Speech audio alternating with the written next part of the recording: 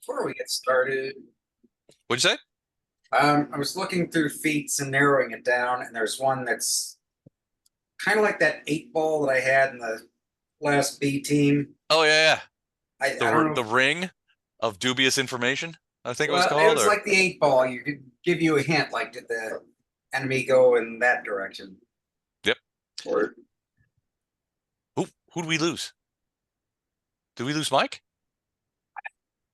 Looks like it on tired of Zoom. answering my stupid questions.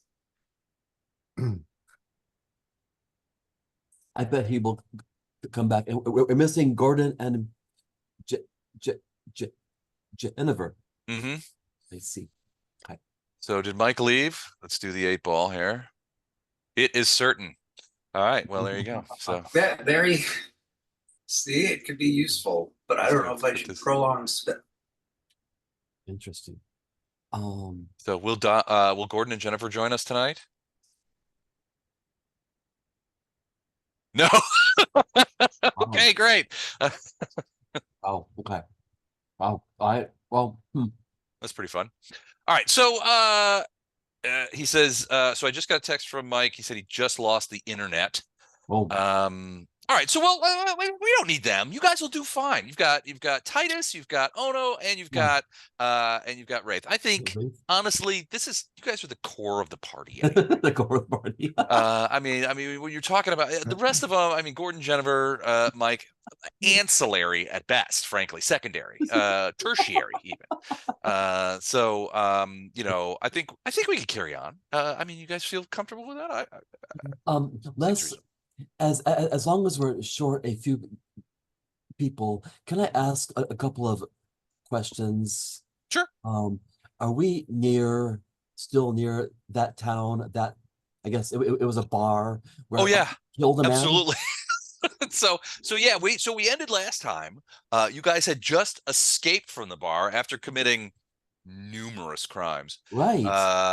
and including murder, kidnapping, all kinds of stuff. So no, yeah. So basically, you guys sort of like, there was a little bit of division and that kind of thing. But at the end, what had happened is you had successfully killed Joss. And not only killed him, but have managed to keep his body. So Arendar was dragging him around in the street for a little bit, and eventually met up with you guys on the opposite side of the building, where he stuffed Jaas's body into a bag of holding. So you have his body with you. You've also kidnapped the girl that Jaas was talking to. Now, not the girl that attacked you guys in the tavern the previous night or a couple of nights before, but the new girl that was sitting next to him. So her name is Bryla, and you weren't really sure. There he is. He's back. Internet's back. Cool. Yep. Is there a storm where you are? No. How the hell do you lose the internet? It's a really big thing. Probably just the house is kind of a wreck. Just probably misplaced it.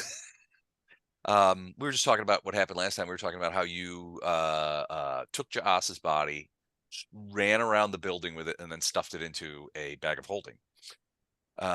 You also guys managed to kidnap Bryla, who was the girl that Jaas was sitting next to on the thing. Now you're not sure what her deal is, but she was the one who gave you who has the address to Jaas's house. So in this case, you guys at the end of last time, you guys were talking about what are we going to do next, because you still want to go back and potentially break in, because you talked to that guy who's the cartographer of the caves underneath the mountain, and he's the one who gave you the maps that would allow you to potentially infiltrate that prison where Duke Gallows' proxy is being held, and you guys were going to break him out, because you've already sent Balin sort of out of the city, right? The king Steppengard gave you guys 72 hours to get out of the city. You guys sent Balin on his way. You're like, we have some unfinished business, and then went after Jaas, which frankly, his didn't go quite as we planned. But not quite as planned, but ultimately, I think successfully. Oh yeah, I think so. We murdered people, so I mean that's always good. Well, I can't remember which one it is, Poe or the other one. But they can talk with corpses. Poe can. That's So correct. Poe Yeah. can. He's done it That's our before. next step, and he's not here. And if the magic is good, the corpse can't lie. That's correct. So it's probably better to talk to him now that he's dead than it would have been to try to talk to him when he was alive. But we can inflict pain. Well, as long as Ono's in the other room, we can inflict pain while he's alive. It's like someone was on the other. I was just looking through the quotes earlier today, Guard and there was. outside. You know, we can take care of that. I was looking through the quotes, and I saw the one where Chuck said, "Look, you're innocent. You're baby faced. You're just a boy, and that's why we love you. But that means you also have to leave the room." That means you have to leave. Well, if there's time, Ono actually wants to dash back into that bar. Oh yeah. Yeah. And Why? apologize to everybody, buy everybody Um, around it in recompense. What? Well, I don't want to divert from the party. I don't want to do a side quest. If it's okay, is that dead guy still there? That guy that I zapped with my shocking fist? Is he there? Well, yes. So here's the problem with some of that, right? Go So ahead. we can just go over there for a second. So yeah, he's still there. Now you guys are outside right now because you guys Right, have all left. So don't so ignore yours. So yeah, the guy you kind of put down with the shocking fist, he's still there. The problem is a lot of the people who were in the bar Yeah. when they stopped being mesmerized by what's her name? Mhm. The Fae, Lorelei. post Lorelei. When they stopped being mesmerized by Lorelei and realized that there was there was a significant amount of death and destruction taking place in this bar, they exited, and so they all ended up like sort of out front. And a couple of them exited from various windows, but most of them ended up out front. As you guys were exiting from the windows, you saw that there were constables, Talons. At least you thought, amongst those people out front in the street, which is why you were like, we got to get out of here kind of thing. Right. Now, so let me ask you, what do you want to do inside if you go back inside? Ono wants to put on a monk's robe, and if he can, if he's able to find some insignia of the Temple of Ishtar, or a simple some sort of symbol of that says medic, he wants to go inside, look real official, and say, "Medic here. I hear that there's a man down. I'm gonna try to revive him." Okay. This might not work, and this might be totally stupid. Well, it's a bit. So the problem is, I think right now there's a fair amount of kerfuffle going on, and now that the Right. cops have arrived, so keep in Yeah. mind that the Velvet Rose, which is the name of this place, was really sort of an organized crime bar. Yeah. And the girl you guys kidnapped, has sort of like really has come to the assumption. I mean, she was.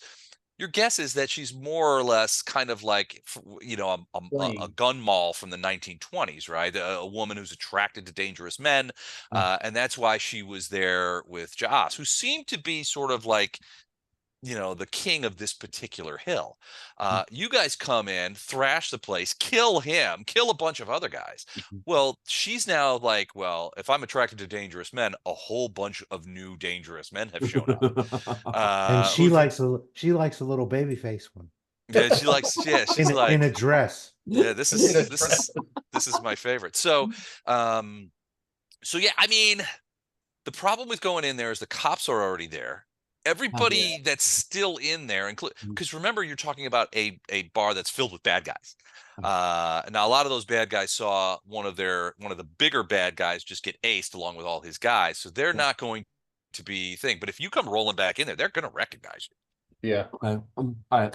I mean, unless you have some magical way of like a disguise spell or some other kind of thing, I Oh, no, think you'd be pretty. ahead. I mean, and then keep in mind that there's the staff too, which you guys, to your credit, I don't think you guys killed any of the wait staff, Right. which is good. This We is didn't even injure any of the weight big staff. plus. Well, you know what? I mean, here's what Ono's going to stop and assess. Now, Ono's problem is he did murder last time, and he didn't mean to. He feels really bad about it. He's kind of been torn up inside, and he's a lawful good monk and a kid too. And he just Good flat point. out zap the guy, you Does he know? tell the rest of us that? Well, I mean, Ono is lawful good, and he has some Right, real. but does he tell the rest of us that he feels bad that he accidentally murdered a guy? Yes. Okay, I feel Arendar is that. gonna say, you know what? I did hear that guy before you killed him say he was getting ready to kill you, so. Still, you know, my job And he said is he's to, gonna kill us all, like very slowly and painfully, so. yeah, but you know, that's just life in the fast lane.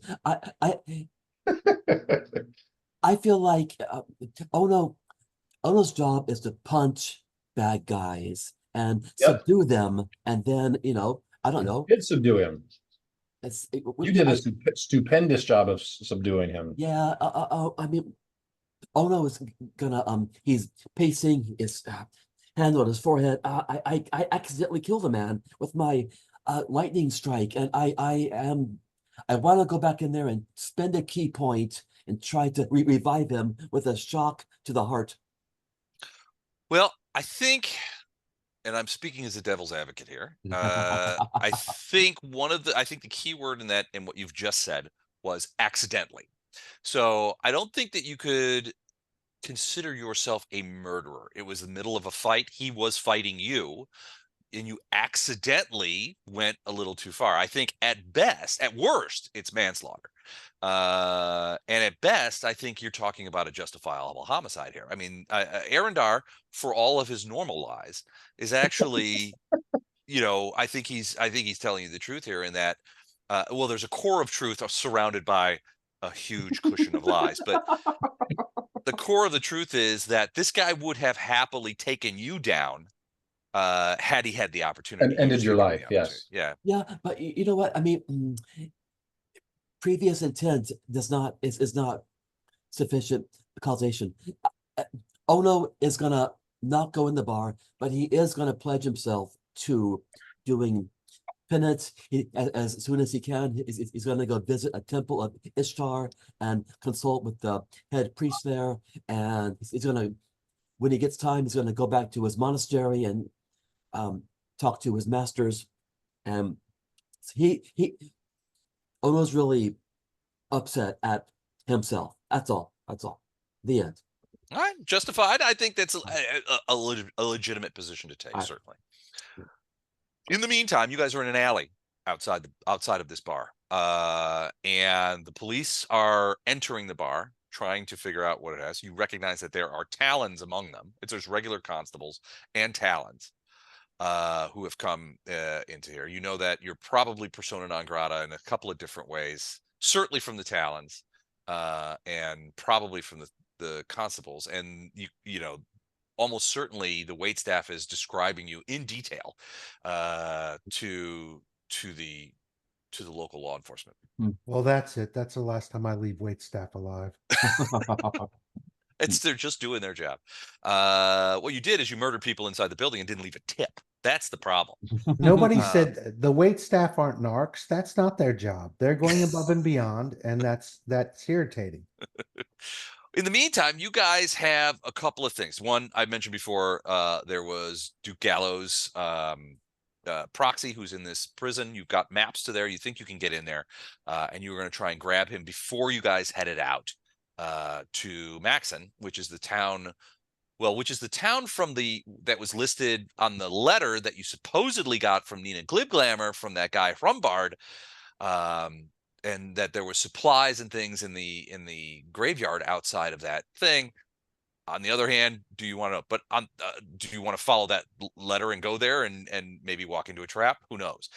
That said, Balin has already left the city with wagons, and he was going to meet you there at Maxon. Now, not necessarily in the same place that was there, but there's that. In the meantime, you also have now a woman who knows the way to Jaas's house, and she sort of resigned herself to coming with you guys. You also have Jaas in a bag, which I could be of some value should Poe join us. But so my question to you is, where do you go? I think we should go to Joss's house and look for evidence that he is complicit with the assassination attempt on the king's family. Because that's really what we're looking into at this point. He supposedly was the one that obtained whatever the nefarious material was from the halfling. No, The hobbits, yeah. yeah, from the Hobbit. Right. So if it's possible that there's evidence at his house, letters or something like that, that would be able to pin in an involvement with the assassination of the royal family onto him and possibly other people. So I think we should go look for that.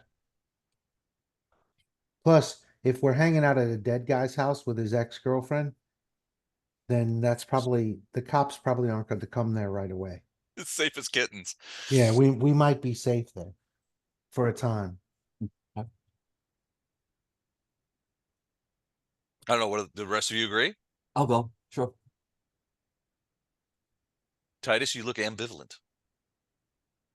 I am ambivalent. I'll Yeah. go along with. He always looks like that. All right. It's my resting ambivalent face. Can you guys hear me? Yep. But Okay. I've been trying to talk, but I've noticed my internet connection is still squirrely. Do you need to restart the router or anything? No, I buy real equipment, so I don't have to do that. you get rid of the squirrels in your attic. Was that a shot? It sounded like a shot. No, I'm an IT guy, so Oh, okay. All right. So you guys, so basically, you guys are not super familiar with the streets of Bresk. But the woman, Bryla, is definitely familiar and she knows the way. So pretty quickly, she gets sort of tapped to lead you guys through the streets. You try and duck through some back streets, which she seems to have quite an intimate knowledge of, these sort of like side alleys and different back streets. And so she manages to get you to Jaas's house, which is about half a mile away, from a third to a half a mile away. So it's a couple of different back streets. There's a couple of close calls with groups of talons or groups of constables that are moving away. But pretty soon you find yourself pretty far away from the Velvet Rose, and you find yourself in a frankly a quieter part of town.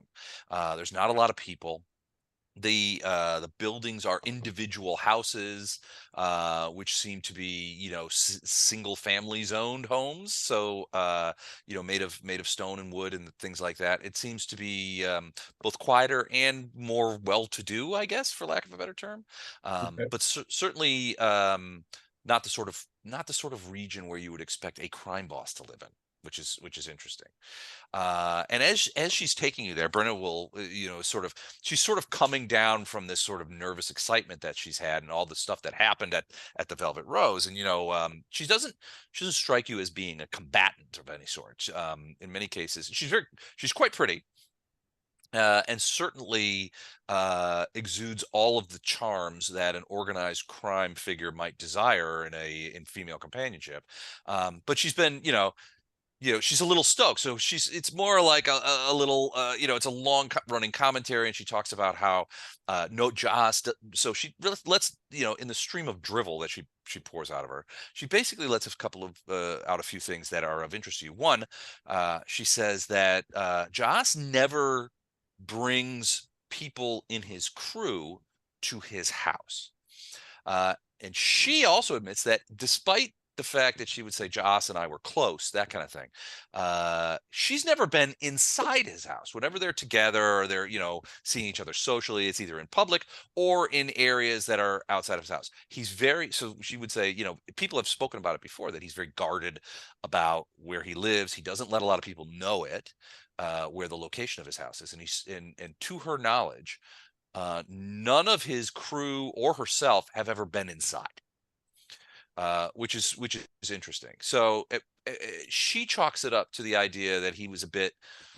She'll say he was a bit full of himself. He was very. He was quite arrogant about things, and she probably, she just ascertains. She just sort of speculates that, he probably has a bunch of treasure stuffed into this house. He doesn't want any of his guys to see how much he was stealing from them. She becomes very, sort of very dismissive and very sort of derogatory about the person that she was just literally a half an hour ago was with, right? So her loyalties seem to switch quite easily and with aplomb. So we can't trust her.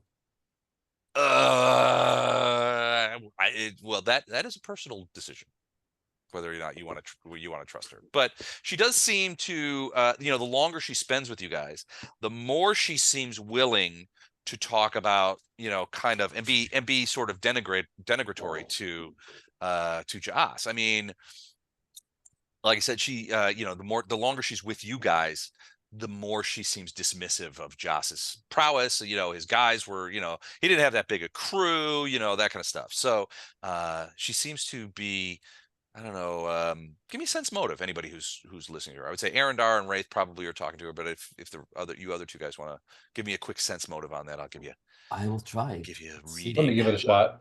Um, 27. That's pretty good. That's better than I'm going to be able to do, more than likely. Much better. 11. Ha! 11. Okay. I see all. I know all. 22 and 11 from Titus. All right. Well, 22 is not bad. yeah, 22 is not bad. So you guys have been sort of listening to her, and it becomes pretty clear, especially to you, Wraith, that she's trying to be ingratiatory. She's trying to sort of butter you guys up, and she's not quite sure who's in charge yet. So there's a little bit of this is directed at Arendar, and a little bit is directed at Titus. And a little bit is directed at Ono. Wraith, you tend to be off-putting to a large part of sentience. So she's not really there was a couple of times during this period where she sort of essays a little bit of conversational gambits with you, and I'm assuming that they are quickly and effectively rebuffed. Is that Yeah, that that's I was gonna say. I'm the one with the highest sense motive, I think. So Yeah. I have a really talented bullshit filter. Yep. And I don't put up with it. And Yeah, she's and he's buttering you not guys very- up. She's he's found not very herself in a subtle about showing that filter. Yep. I can keep my mouth shut, but my face just gives the CC version of it. You have resting ambivalence face too. So No, I have resting FU face. And Okay. In twin speak, I'm gonna ask Wraith, do I need to take the lead just to get her to attach to me so we can get what we need to out of her, or should I signal Titus to do that? One of us, and like I said, this is all in twin speak, so Wraith's the only one that understands this. Don't we still have communication going? Oh no, it would have bombed out at this point. You guys have been backstreeting Yeah. it for Okay. probably closing in between 20 and 30 minutes. Okay. she likes bad boys. Who doesn't? Titus is probably the smoother talker, but he's not a Right. bad boy. So Right. you should take the lead and get what you can from What are her. you talking about? I don't wash my hands after wiping. You don't understand any of what I'm saying. Well, I answered that out of character. He just walks up to you and just blurts this out. Yeah. I don't wash my hands after I poop. Like, okay, dude, not shaking your hand ever again. Right. Yeah. But All right. basically, I think we can trust her to be her. She has one Right. loyalty, it's Exactly. to herself. Her goal is to stay alive and to stay pampered with whatever the biggest, baddest bull in the barn is. So if you Okay. take on that role, she'll I'm probably gonna take on that link role up. just to get what we need, and then Yeah. Okay. if you All can, right. and I'll basically tell Wraith as I'm talking to her, if you can let probably Titus know what I'm doing, because Titus is very good with words, so he could Yeah. actually, Me talk good. he could basically, yeah, exactly. So he could talk this up to make it easier for me to do that and Right. to get this done. So let's as we're figuring out what she's doing. Yep. And Wraith and I have this conversation. I'm gonna start doing my best to, for lack of a better term, behave like the party leader. Okay. Start Start handing out orders. You there? Go. Pick up Yeah. that blood. That kind of thing. Yeah, you pick up that blood. Yeah. Yeah, just normal things that would make me more the alpha, Okay. just to try and get her to engage more with me. Give me a bluff check. about diplomacy? It's really you're bluffing her. But a 29 is pretty good. I was going to say So- that's really freaking good. So So yeah, you do it, and everybody seems to clue in pretty quickly as to what you're doing, because it becomes very, as she's talking with you and telling you and sort of becoming less and less sort of enamored with Jaas, and so she's talking bad about him, and it's obvious that she's trying to ingratiate herself with you.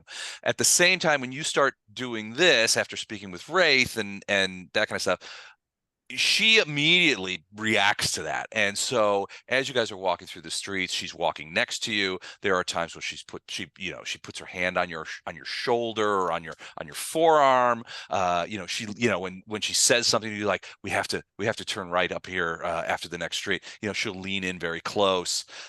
It becomes clear that, and you don't really think that this is a conscious kind of thing that she's doing. She's obviously keying off the fact that you are artificially looking to make yourself sort of the big bad of this particular party. And she's sort of swimming these seas trying to find out who to attach herself next to, right? Because that's her thing, right?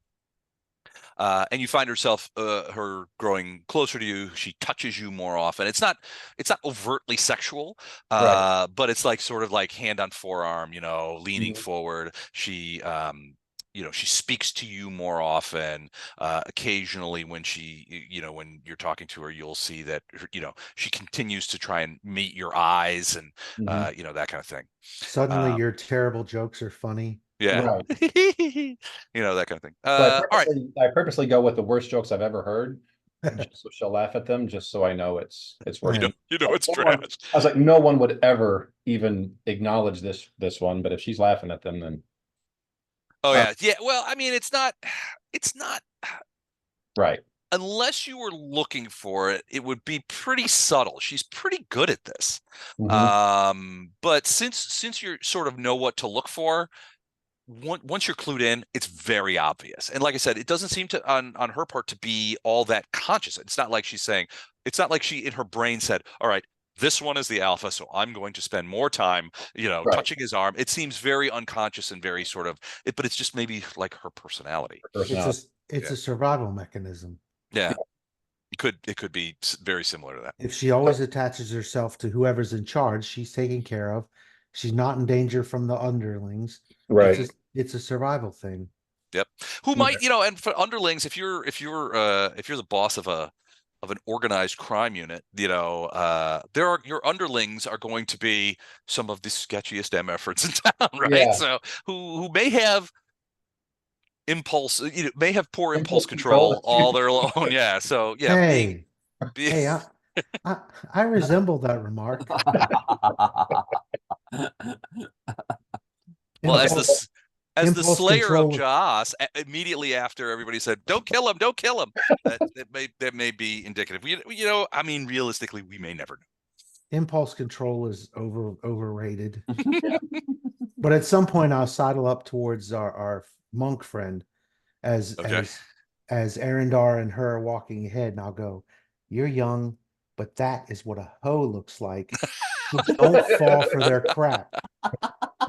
Don't fall for their crap ever. Ever." Okay. Thanks. But I mean, I wouldn't. I mean, I'm a monk. Okay. You're a good kid. Stay away from that. Stay away from that. I love that Wraith, who's like very dangerous and not very friendly, has now sort of taken Ono under his wing. He's like, I'm going to show this lawful good teenager the ways of the world. I think this is it's like a 70s coming of age movie coming up here. It's like Meatballs. Meatballs. The twins are actually very giving and very helpful people. We just do it in our own weird way that seems aggressive to some people. Meatballs. Seems aggressive and strange and unpleasant for a lot of people. All right, so eventually you guys go through back streets and that kind of thing. You find yourself on what looks to be a fairly, for lack of a better term, a middle class sort of street. A middle class filtered through the idea of that you're in a giant mountain, which contains the largest dwarven city within probably 500 leagues. Right. So middle class through that particular thing. But yeah, you find yourself, and I'm sorry, go ahead. While we're walking and since this dynamic's changing and going on, I'm gonna let her vent and actually guide her venting towards things that Jaws has done, which now she may think, okay, that was stupid of him, or he was just incompetent. And I'm gonna start heading that direction. So when we, Okay. eventually ask her about, all the other stuff we're after, this is kind of a natural progression of where I've been taking this conversation the whole way here. Right. So She might Okay. know something about his involvement if he was involved. Right. And I well, don't she want to doesn't. blurt I out mean, in the beginning, hey, do you know if he's done this? But hey, did he Yeah. assassinate the king's family? But Not. since he's venting, Arendar is going to steer that to, yes, continue to vent and continue to talk about how bad he was and the things he did that were just incompetent or wrong. Just so, like I said, when we get to the stage where we're wanting to ask her directly, it's more of a natural progression, not just a out of left field. Hey, why are you asking about this particular thing? Right. She so yeah, give me a quick sense motive. Just you this time. That's not my strong suit. All right. You did pretty good last time. You did pretty good last time. I mean, I she rolled might pretty be well last time. 14, that's not great. But so Average is not bad. you get the impression that and so she certainly takes the bait, right? When you start talking about Joss this and that, she jumps right in because she thinks you get the impression that that's what she thinks you want to talk about. Right. But even more so, you get the impression that reality is she didn't know very much about this guy. Okay. And she certainly didn't. Yeah, I mean, it certainly wasn't. He wasn't pillow talking with her about how he was so successful in the assassination of the entirety of the king's family, and he Right. used those poisons that he got from the Hobbit that are sitting on the cabinet right over there. That kind of thing. Those were not conversations he had with her. Okay. The impression you're getting, especially when she talks about how little that Jaas actually told her about anything, or how little she really knew about what he did. I mean, the best you really get out of her is that he was friendly with some of the Sargavans in town, and she was present when he had talked with some Sargavans that of his acquaintance, and she knew that he met them a fair amount. But beyond that, the amount of information you get very quickly come to the idea that the amount of information, valuable information she has about his actual operations is quite low. Okay. All right. So this is his house? This is his house. So yeah, so you come, it's a 2-story, largely wooden and stone home. You find yourself sort of in front of a covered porch. There's a roof over this porch, and then there's a little it's as strange as it seems, there's a little window box outside of the bay window, which is not curtained or anything. You can sort of see inside. Looks like there might be some sort of living room in there. And there's a series of steps that go up to the porch, and there's a door right there. There's doesn't the windows are dark, so you don't see much inside, but it doesn't look like there's anybody home. There's a chimney coming out of the roof. There's no smoke coming out of that chimney. And if you stand in front of it for a little bit, it's quiet. Hey, Wraith, you're up. So I'm gonna start on the stairs and check for traps. Okay. You go up the stairs, the boards creak a little bit, but you do not see any traps. Now the door, as you approach it, I mean, you're still pretty far away from it, about 5 feet away from it. You can see that it does have a pretty significant locking mechanism visible from the outside. Now you're not sure if the door itself is locked, but it's the old phrase of thieves have the strongest locks. This is a strong lock on this front door. Hey, Les, are you aware that you're sharing just your file structure with us and not a map? What are you looking at? You're sharing The Zoom screen is of your file structure, not of like map or anything. less gaming documents. You're not sharing them. Oh, no shit. Okay, hold on. That was wrong of me. How about now? That There you looks go. more like what we're looking at. Oh, perfect. Okay. So yeah, so you guys are outside. This is a covered porch, and you could tell that there is a second floor, and you can see that there are windows above the cover of the porch. So the roof kind of like angles outward. You can see above there that there's windows up there as well, up So I'm above gonna, the porch. I'm gonna move over here and look into Okay. the room and see if I see any movement. Okay. Give me a perception check. Okay. So yeah, so you peer in there and it looks like a very, I don't want to say well-to-do because it's not really well-to-do, but it looks like a very comfortable sitting room or parlor. You can see some doors on the inside. There's chairs here in various places. There's a there's a Davenport with a couple of chairs. You could see the fireplace from that window, and you can see that it is out and there's no fire in the fireplace.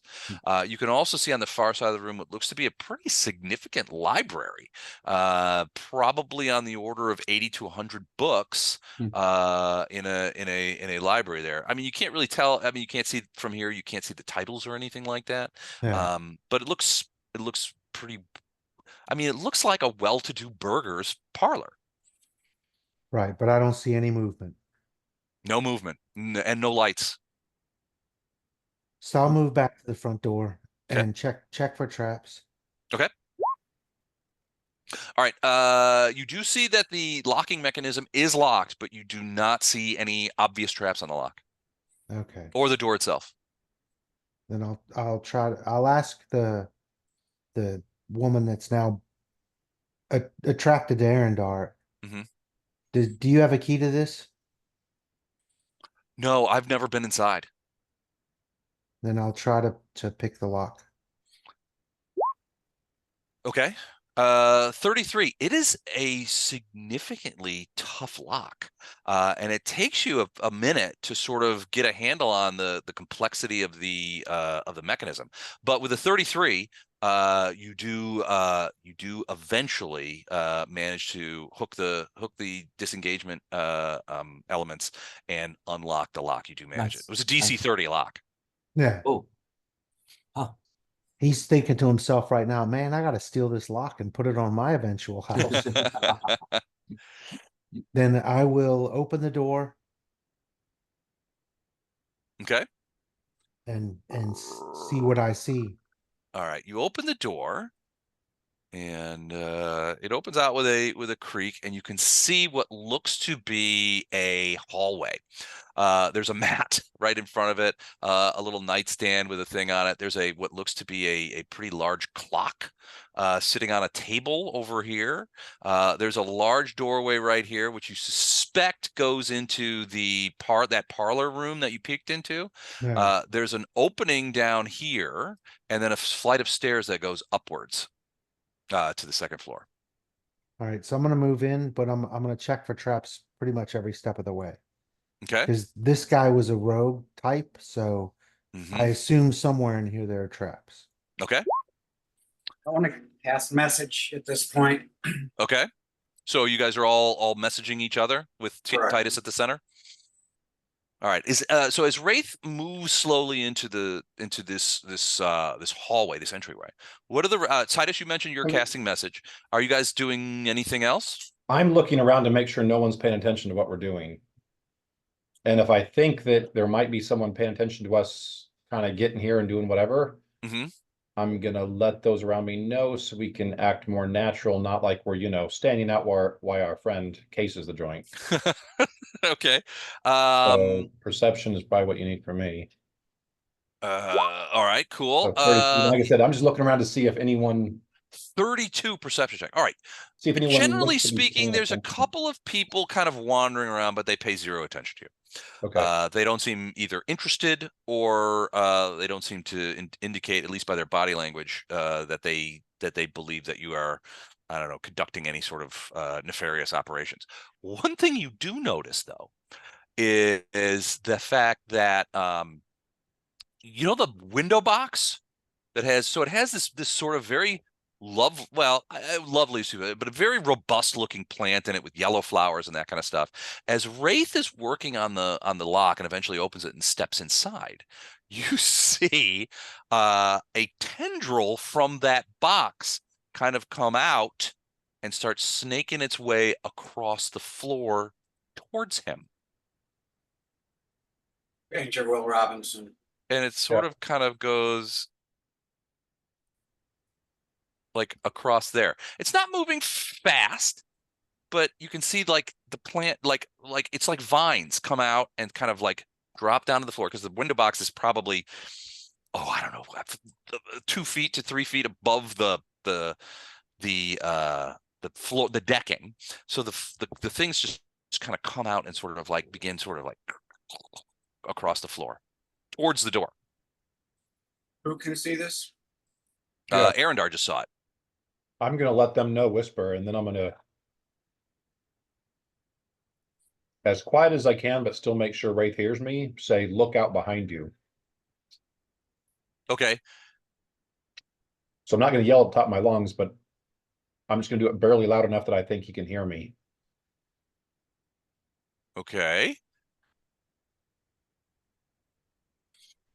Wraith, what are you going to do? And I'm gonna get my sword out and move this direction.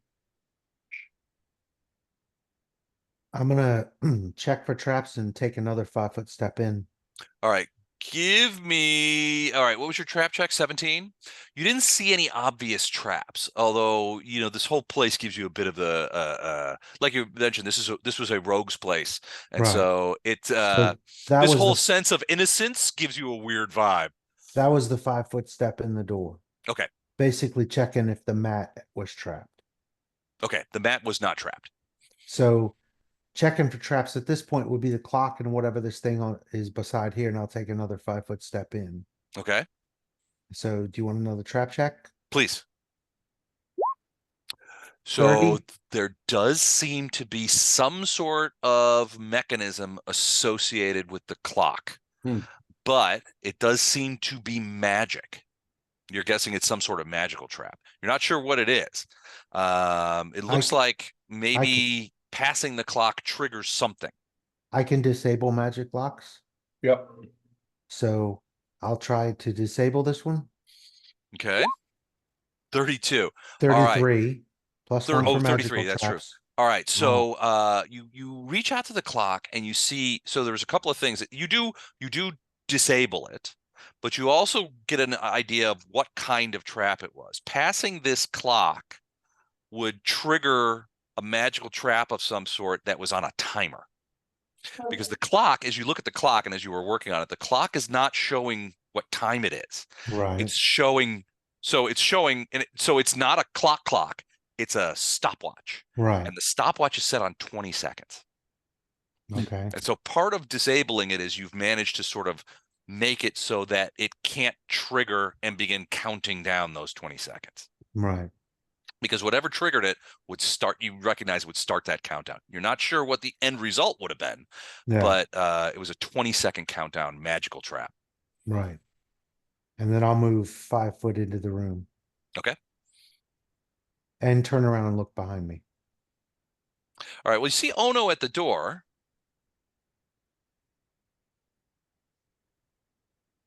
And he steps in, but you also see that these vines are starting to creep across, and there's more of them. And so those of you still in the street can hear a little bit of rustling as these vines sort of, and Ono, you can see that they're getting closer to you.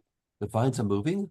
Yeah, they're out of the window box, these vines sort of popped out and are sort of crawling their way towards you at the door.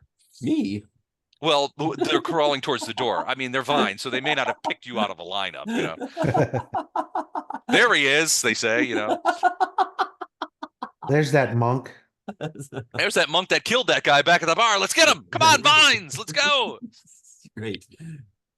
So I'm going to say, hey, creeping vines, they don't look too friendly. And can I, message that? Sure. You would message that to Titus.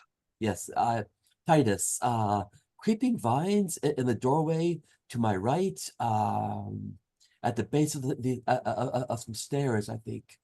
Gonna have to maybe punch a plant. I may have to punch a plant. No, let me fireball him. That's going to draw a little bit of attention.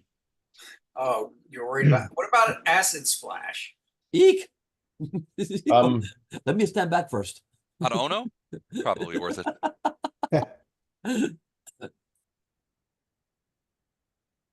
All right, so the vines continue to crawl towards the door. They don't seem to notice Arendar, you or Titus, off of the thing, but they definitely reacted to the presence of Wraith and Ono, and they are moving in that direction. You figure you probably have a round, maybe two, before the Before they get there? vines will actually get into the doorway. Okay, so message Wraith. Can all 5 of us fit in there? Is it safe for all 5 of us in there? I haven't checked that much distance yet.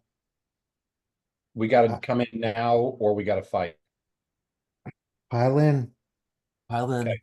We'll have So to I'm gonna take basically, the repercussions Titus wherever we obviously find. heard that. But I'm gonna tell, is it Bryla? Bryla, yeah, sorry, not Brenna. I'm gonna tell Bryla, okay, we need to get in there quick and close this door. She has been staring at the vines, and she looks at you and And runs I'm in. coming up with her with, yeah, I'll stay close and kind of go up with her with the sword out. But Okay. I want to make sure, and then I'm gonna be the last one in. I want to make sure Bryla and Titus both make it in. All right. So Titus, are you heading in? Yep. Okay. All right. As you approach, Arendar, you're the last one, and the vines are almost all the way to the door. And as you sort of have to high step a little bit as these vines sort of try and reach Right. out and grab your ankles, but you do manage to miss them. In the meantime, there does seem to be And then close the door.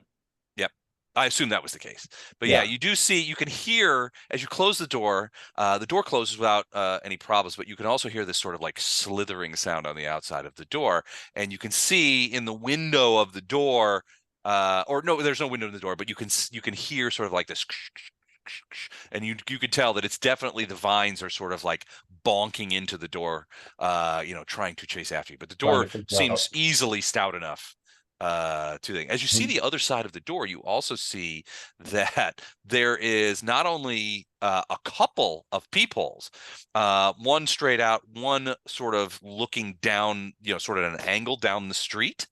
But there also seems to be a small, as you sprint it over, there's a small hole, which on the opposite side of the door is covered by sort of a rubber gasket, like a rubber shield. So it's invisible from the other side, but it would be easily big enough to shoot an arrow through if at somebody thing. And its height is set up where it would hit sort of a midships on anybody standing in front of the door, sort of high in their abdomen. Okay. So there's definitely an arrow hole in there. And Wraith, you look at that and you're like, that's cunningly put right there. But Bryla has moved more forward than anybody. And so she's sort of standing there next to the parlor door. And as far as you can tell, nothing bad has happened to her, although she seems a little bit shaken up. I'll whisper to her, don't go any further. And then she doesn't. Her eyes are pretty wide. And she's kind of looking around, and you get the impression that she's kind of looking around because maybe she didn't really believe it, but now that she's in Ja'asa's house, your thought is that she probably is you get the impression that she is kind of looking around with larcenous intent. Like there should be a bunch of jewels and stuff sort of laying around, he's an organized crime guy. Where's the money kind of thing. Right. So she's kind of looking around, and you definitely get a thief vibe off of her. Okay. So I'm gonna keep an eye on her. Okay. But then basically go back and all right, Wraith, you're still up. I'm gonna move up to here. Okay. And check the door to the living room. Okay. That door is right about, oh yeah, it's right where you're staying. No, it's not. Wait a second. I'm looking at the wrong thing. It's right here where Arendar is. So Arendar, if you could back off a little bit, that would be where the door is. It's like right there in the thing, sort of in the middle. I'll switch places with Arendar. Get out of the way. Hey. Arendar, are you there? No, he left. I'll move him out of the way. Here you go. Yeah, Sorry, I thought he was still there. Get Big Ugly out of the way. And I'll check the door for traps. Okay. No traps, and it's really just sort of pocket doors. There's no real locking mechanism around or anything like that. It's just sort of you just sort of slide them out of the way. Yeah. So open that door. Okay. Whoops. Hold on. There we go. All right. Door opens, and it is indeed the door to the to that living room. It looks quite comfortable. It's not the kind of living room that you would find in sort of a wealthy merchant's house or a noble's house, but it does seem to be clean and quite comfortable. You can see the library very clearly from here. Next to you to the left is a small sideboard, with some pictures on it, like small paintings. To your right is another cabinet, which on top of has a small metal sculpture of some type. You're not an art critic by any stretch of the imagination, but that sculpture looks tasteful and well done. Looks expensive, is what you're saying? Could be. Yeah, I mean, it's not like obviously expensive. Like it's not made of platinum. You suspect it's Right. made of like some sort of steel, or other, metal. But it's very well done. I mean, the artistry of it is evident, even if it's not something that would be to your taste. Yeah. So I'm gonna either from here, if I can, or I'll move 5 feet. I'm gonna check the sideboard to the north for traps. Mm-hmm. 17. You don't see any traps or obvious locks on the sideboard. If doesn't seem to be any issues with it. So I'm gonna move to here. Okay. And and then So there's another set of doors, another set of those pocket doors right here at the top. And hold on, I want to. Oh, okay. I want to. We're not getting enough light in here, so I'm actually Yeah. going to put a light on you, okay. or try to anyway. Well, I can see in the dark. I know, but it's not coming up on the thing. Oh, I got you. So yeah, I mean, should be. You're emitting bright light. All right. Well, here I'll do this. Looks like Titus is the view that you're getting. On the thing, yeah. So you might want to just move Titus up so he can be in the middle. I don't want to force Titus to do anything that is not in his interest, or that he would choose to do himself. So let me I'll get a little light here. Move forward. Still don't see much. So I'm going to do this. Yeah, I always keep torches with light built into them. Yeah, I do too. My main screen, so I just Usually, grab them I and do. tuck them over. So I'm just gonna, here we go. I'm just gonna put this and I'm gonna follow you guys around. All right, so that's the room. There you go. So yeah, you see, there's a nice thing. I think, frankly, the oddest thing about this room is the fact that it belongs to an organized crime guy who's associated with, theoretically, may be an assassin, and is definitely associated with, an invading force. Yeah. Well, that's how he affords all this. It just doesn't look the part. He was a half orc or a full orc. I mean, you're not sure of his bloodline. You think half orc, but this doesn't look like the house of a half orc. Yeah. So I guess I'll move down here before I Okay. go to the doors to check everything else for traps Okay. to make sure it's safe for everyone to move in. Yeah. What do you? I mean, you're checking the other. The other sideboard, the table behind the divan, The other cabinet. Okay. the cabinet. Okay. Yeah. Sure. Yeah, you don't 31. see any issues with the sideboard. You don't see anything with the little table behind the divan.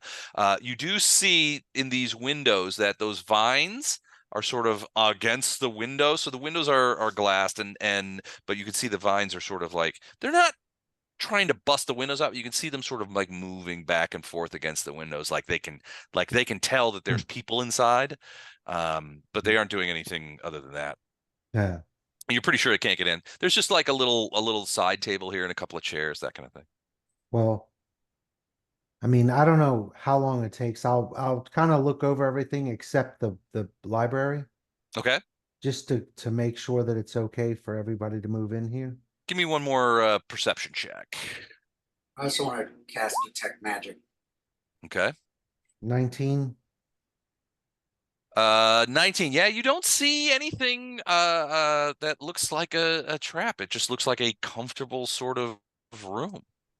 Well, then I'll call in message and let everybody know that this room seems to be safe. But don't mess with the library. I haven't checked that yet. Okay. Okay. What about Aaron, are you, Titus, and Bryla? What are you, and Ono? What are you guys? I see Ono is sort of popped in to sort of take his own look around. Yeah, Um, I'm just looking. I don't want to. I don't have the skill to search for traps, so I'm kind of just trying not to touch stuff. But I want to be here to, if anything hops up, if a giant plant comes in here and I gotta punch a plant, I'm ready to punch a plant. Well, it doesn't look like, at least to your eyes, I mean, you're watching those windows. It doesn't look like those plants can get through those windows. Okay. They're still plants. Your guess is that whatever kinds of plants they are conditioned for stealth rather than force. But you know, while they're sort of like rubbing up against that, and you can still hear them sort of rubbing up against the front door, Hmm. they're not getting in. Okay, that's strange though. Titus, did you sit on that couch? Yeah. Awesome, Oh, give awesome. me a reflex save. Uh-oh. Oh boy.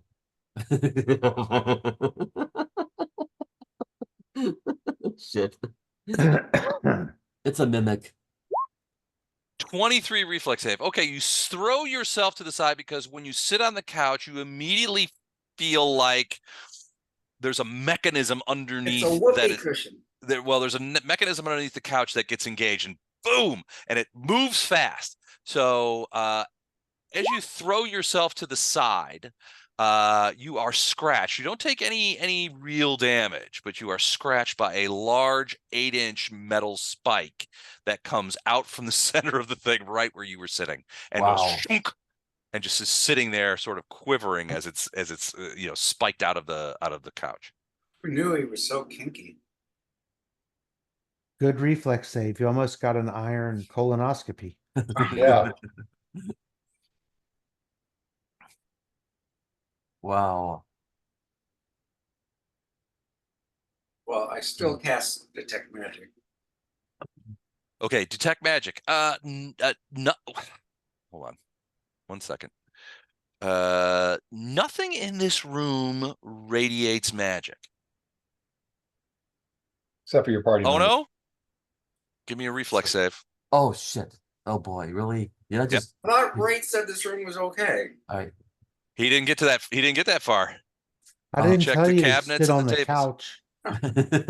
Well, I'm tired of walking all Come on. day. I didn't say make yourself at home and go check out all the cushions and I was looking for change. Hold I on a can minute. see I'm gonna have to be more specific with this. Yeah.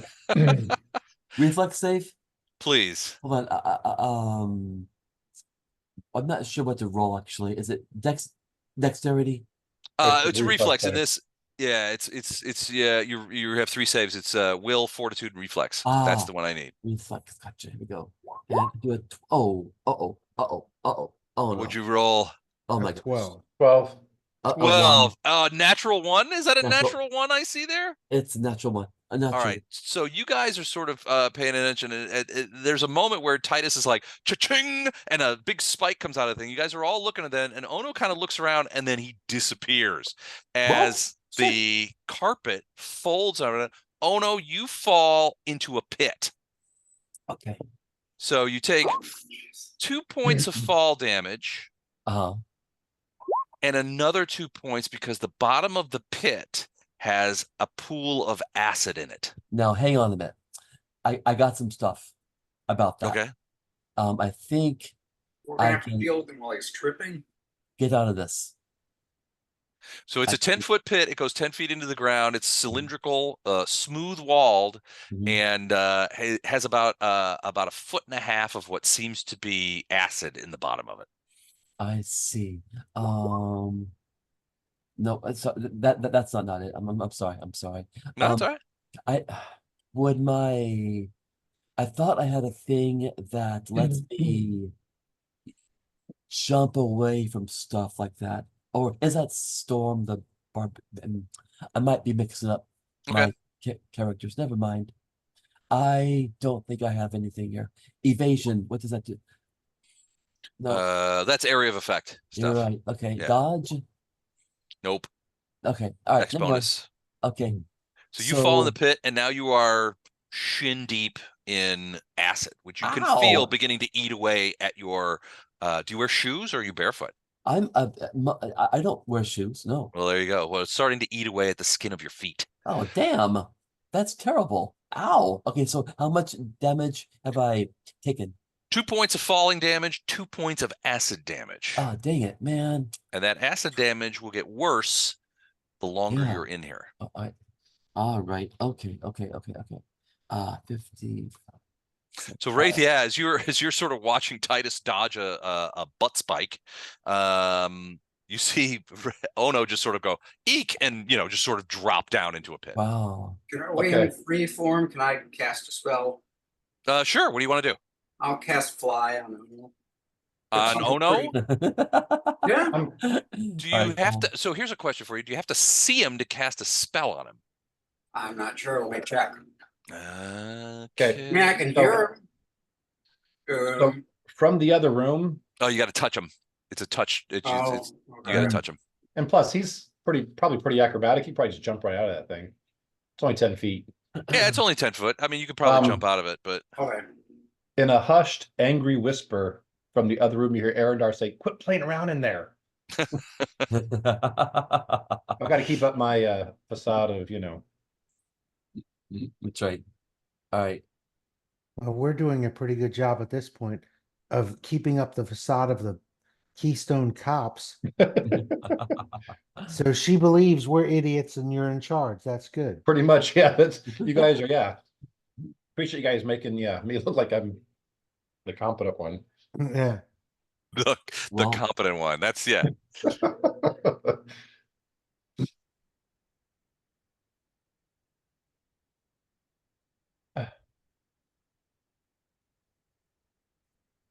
All right, hold on. So if we're not in combat, then I guess Ono needs to make an acrobatics check to see if he can jump up, grab the ledge, and pull himself out of there. Right. Can I try that, Les? Absolutely. Give me Acrobatics so yeah, it's an acrobatics check. Okay, cool. I may just go with the acrobatics. I'm gonna do this and I roll a 21. 21, yeah. So that will get you out of there pretty easily. You manage to leap up, grab the edge, and sort of pull yourself up out of the pit. You can see it's a very cunningly hidden pit. They the rug is there, and they sort of the way whoever designed this did it so that it would be very difficult to see. I see. Okay. I see. Good. Okay. Well, I'm not gonna move. I'm gonna just stay put, not Oh. touch anything. And Not where the pit is, but yeah. right. And so we're in this guy Joss's house. Yeah, We've this got is Joss, Mm-hmm. This is And we- Joss's house, yeah. and we've got Joss's gun mall. Mhm. Okay. So It's obvious that room is 100% traps for anyone trying to steal from him or Yeah. right, break in here, and right. so he never goes in there. Probably not. Well, he Well- certainly doesn't sit on the couch when he does. Or maybe he's that's- into that kind of thing. Or go stand and look out the window. Right. No kidding. I'm Jeez. gonna open the door to the north of me. Okay. Because you said I don't think it's trapped, so what does it lead into? So it looks like it leads into something like a dining room. So as you sort of peer in there, you can see there's a large dining table. And I'm just gonna go ahead and put the light in there. There's a large dining table with plates and chairs. There's another sideboard here, which seems to be more kitchen focused. There's like a couple of big dishes on the top of it and that kind of thing. you see what looks to be sort of an organ or a piano over here, sort of in the area where somebody might play a piano while they were enjoying dinner. There are also 3 doors in succession over here on the western wall. So from where Arendar's standing, can he see the stairs? I'm at the bottom of the stairs, yeah. Are those stairs he's I standing assume in those are front stairs of going up. going up? Yeah, those are stairs going up. There's a reason I put myself there, is that way I'm kind of just covering, if something or someone tries to come from upstairs, I'm the first line. Yeah. Well, the living room is obviously something, the parlor is obviously something he doesn't spend time in. It seems all traps. It's 100%, yeah. Right. Now it's possible that this formal dining room and beyond, which appears to be, from what I can see, a kitchen, may or may not be that, but it's not an office or anywhere that he would keep any of this information. Right. So I'm thinking we should go upstairs. That's great. That's a great question. Give me a quick perception check. I'm just curious. That's all. Perception 22. 22. Yeah, it doesn't seem very dusty in here. Okay. So that would seem like. Does it look like? It doesn't seem very dusty, but Like to a your maid? eyes, it seems a bit like a stage set, right? Like somebody put these things here purposefully to look like this, to look innocent. Okay.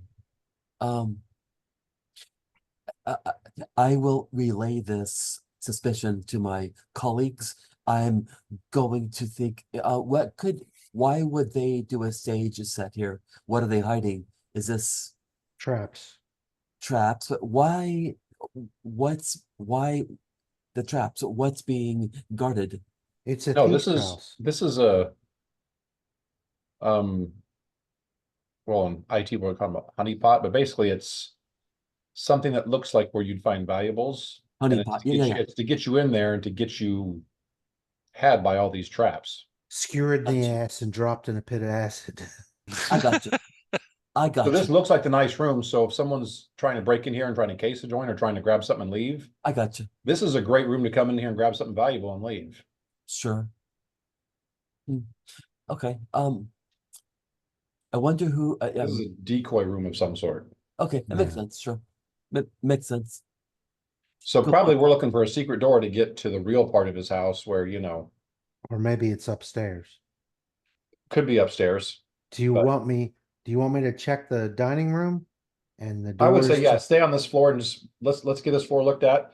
I'll just stay here at the base of the stairs unless I hear you yell, just to cover the stairs. But then once we check this floor out, then we'll move upstairs. Yeah. Wraith, give me a quick perception check. 23. All right, you see a couple of things. One, on the dining room table, the plates seem to have food on them. Although it looks like the food has been left there. It does look to your eyes that at some point, several people had a meal here, but that meal has not been cleaned up in any way. And it looks like that meal may have taken place a couple of days ago. So the stuff is, you can see, there's food on there, there's pieces of food on the plate, there's empty wine bottles on the table, that kind of thing. I see. Huh. I'm Okay. gonna check the sideboard for traps. Okay. 23. 24. You're not sure the nature of the trap, but there is definitely some sort of triggering some sort Mechanism. of triggering. I can't speak. 2 Coors Lights, and I'm done speaking. Yeah, for the evening. Let me help. There is a triggering mechanism of some Thank kind. you. Yeah. So suddenly it's like, I remember my first beer. Yeah, there's a triggering.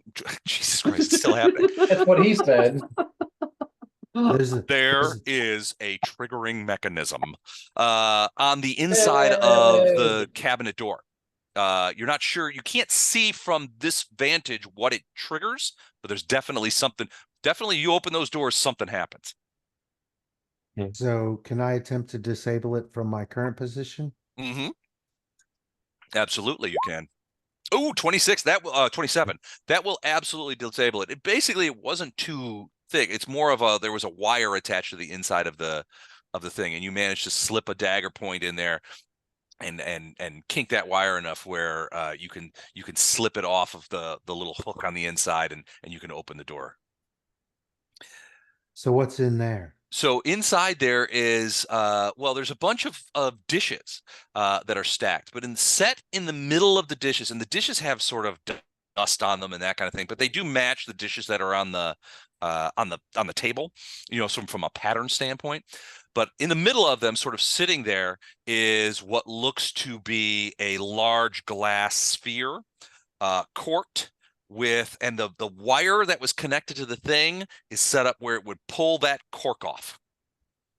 So you're not sure what happens when whatever's in that flask interacts with oxygen, but it's probably not great, because behind that you can see that someone has actually taken a metal serving dish and bent it. Is supposed to be like a flat tray, right? Like the kind you would bring drinks around on. But somebody has taken it and bent it slightly, so it's almost in a parabolic dish shape, so that whatever happened when this triggered off would be focused directly outward rather than all in directions. Yeah. Dang. So I will alert everyone, let them know that there's some sort of vial that appears to be an explosive. It's big, probably it's a big sort of it's not an Erlenmeyer flask, but the round ball flask, a boiling flask, Yeah. about the size of a cantaloupe. So there's a lot of liquid in there. So And it has sort of like a pale liquid in there, sort of greenish. So I'll let Andrew or Titus know about that, because he might want to check into it, see what it is. 1, 2, 3. Just don't touch it. Yeah. I'll move to here. Okay. Safe to sit on. Is there a door here? There is. There's doors here, here right in front of you, and then there's another door here, and then there's another door here. Here? So there are And like then- 3 doors in a row on the west wall. Right. So I'll check this door for traps. Okay. 27. No traps on that door. Is it locked? It isn't. There is weirdly, there is a lock on it, but it's not locked. Well, I'll open that door. All right. You look in there pretty easy, and you pretty easily can see that it is a cellar, a modest one. Probably could contain probably 100 bottles. There's Yeah. basically it's a closet with a wine rack in it. But about 40 of those slots are filled with bottles of various kinds of what look to be wine. Right. So I'll let Titus know about that too, because that might be worth having him look at with his detect magic. Okay. I'll check the door to the west. Okay. 18. There is a lock on that door, but it also is unlocked. No traps that you can see. Open that door. Okay. You open that up, and it does seem to be a small but very tidy privy. Close that door. Okay. Really? There's a shitter right that close to the dinner table? Ugh. Well, it's on the other side of the room. I mean, you know, sometimes depending on what I mean, you know, Yeah. IBS existed in D&D world, just like You have to. That way you can run the 15 feet to get to the shitter. All right. Could be a vomitorium. There you go. Check the door to the north. Okay. 18. That's not a door. That is a wall. No. This is the entryway to the wall is 3 doors. You're talking about this door, the middle door? Ping it again, because Yeah, I. you skipped the middle door. Oh, sorry, I'm in the wrong thing here. Oh, middle door. Okay. Middle door. So check that door, and the roll was an 18. All right, no lock on this door, and it does not seem to have any traps on it. So I'll open it. Okay, this door looks like, so this thing it looks like a bin of some sort, probably for refuse. Okay. Do you want to peek in it? See what you threw away? Is there a foot stomper thing on it, or you have to lift it up? You have to lift the lid. I'm gonna check the bin for traps. Okay. You do 19. not see any traps on the bin. It looks pretty standard. Then I'll open it up and look inside. It's completely empty. It does not look like there has been any trash in here for a long time. Okay. So an unused trash bin. Mm-hmm. I'll use message to let everybody know what I found. Titus is going to look at this vase full of the blow up liquid. Okay. Can you check for secret doors inside that with the empty bin? That is weird that has no use and it looks like it hasn't been used in a long time. Well, it's a garbage area, but they haven't thrown any garbage in it. All the garbage is still on the dinner table. But yes, I can step in and look for secret doors, I guess. Okay. Give us a look. 33? You don't find any secret doors. In fact, you think this is the outer wall of the building. Your guess is that this bin is set up to be that there's probably a bin sort of like at the bottom of the bin. There's probably a little door that allows you from outside to pull whatever refuse is out there into some sort of receptacle that might be outside. Okay. It's a self-emptying trash can. Yeah, Huh. it's too small to your eyes to, you would have to be, even a hobbit couldn't get in there and escape from the house using that method. It's too Yeah. small. Okay, all right. So Titus, you want to go check some stuff? Sure. I will. That, that way this is not all me. Sure. I'll cast detect magic. Will that get Absolutely. that and the cellar, or do I need to do those separately? No, you can do it. So detect magic, you can so- sort of pan around with it. All right. So first of all, let's do the thing in the cabinet. So it definitely radiates magic. It radiates alchemical magic. And you suspect that it's probably some sort of alchemical bomb. Do you have any alchemical skill or knowledge? I don't believe so. Okay. Well, you can't really, I mean, from the detect magic, it's definitely alchemy. It's almost certainly some sort of alchemical bomb. But you're not sure what kind of bomb it is. It seems pretty clear though that it's designed to either do something on impact if it's thrown and the glass is shattered, or if the cork is pulled. Whatever happens inside that flask, it's definitely, to your eyes, it's connection to the air. I Once relay once that. air hits it, it goes off. I share that with message. All right. You pan around, you look into the wine cellar, and it doesn't look like there is anything magical in there, just bottles of wine. But as you look around the room, you see that there does seem to be some magic radiating from the piano, from inside the piano.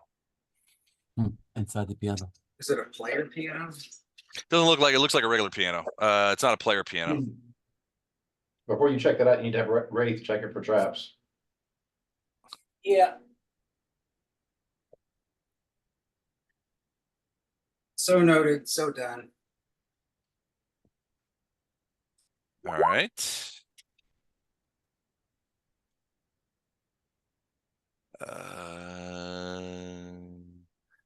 All right. So Ono, we'll have you check out the bookshelf here in a minute. Oh, touchy. Oh, you could touch the bookshelf. It's fine. Kaboom. Yeah, you saw what happened when you just walked in there. That's right. It's what I do in pit trap. Jeez. With acid. At Oh, least that can happen. That could happen to anybody. Yes.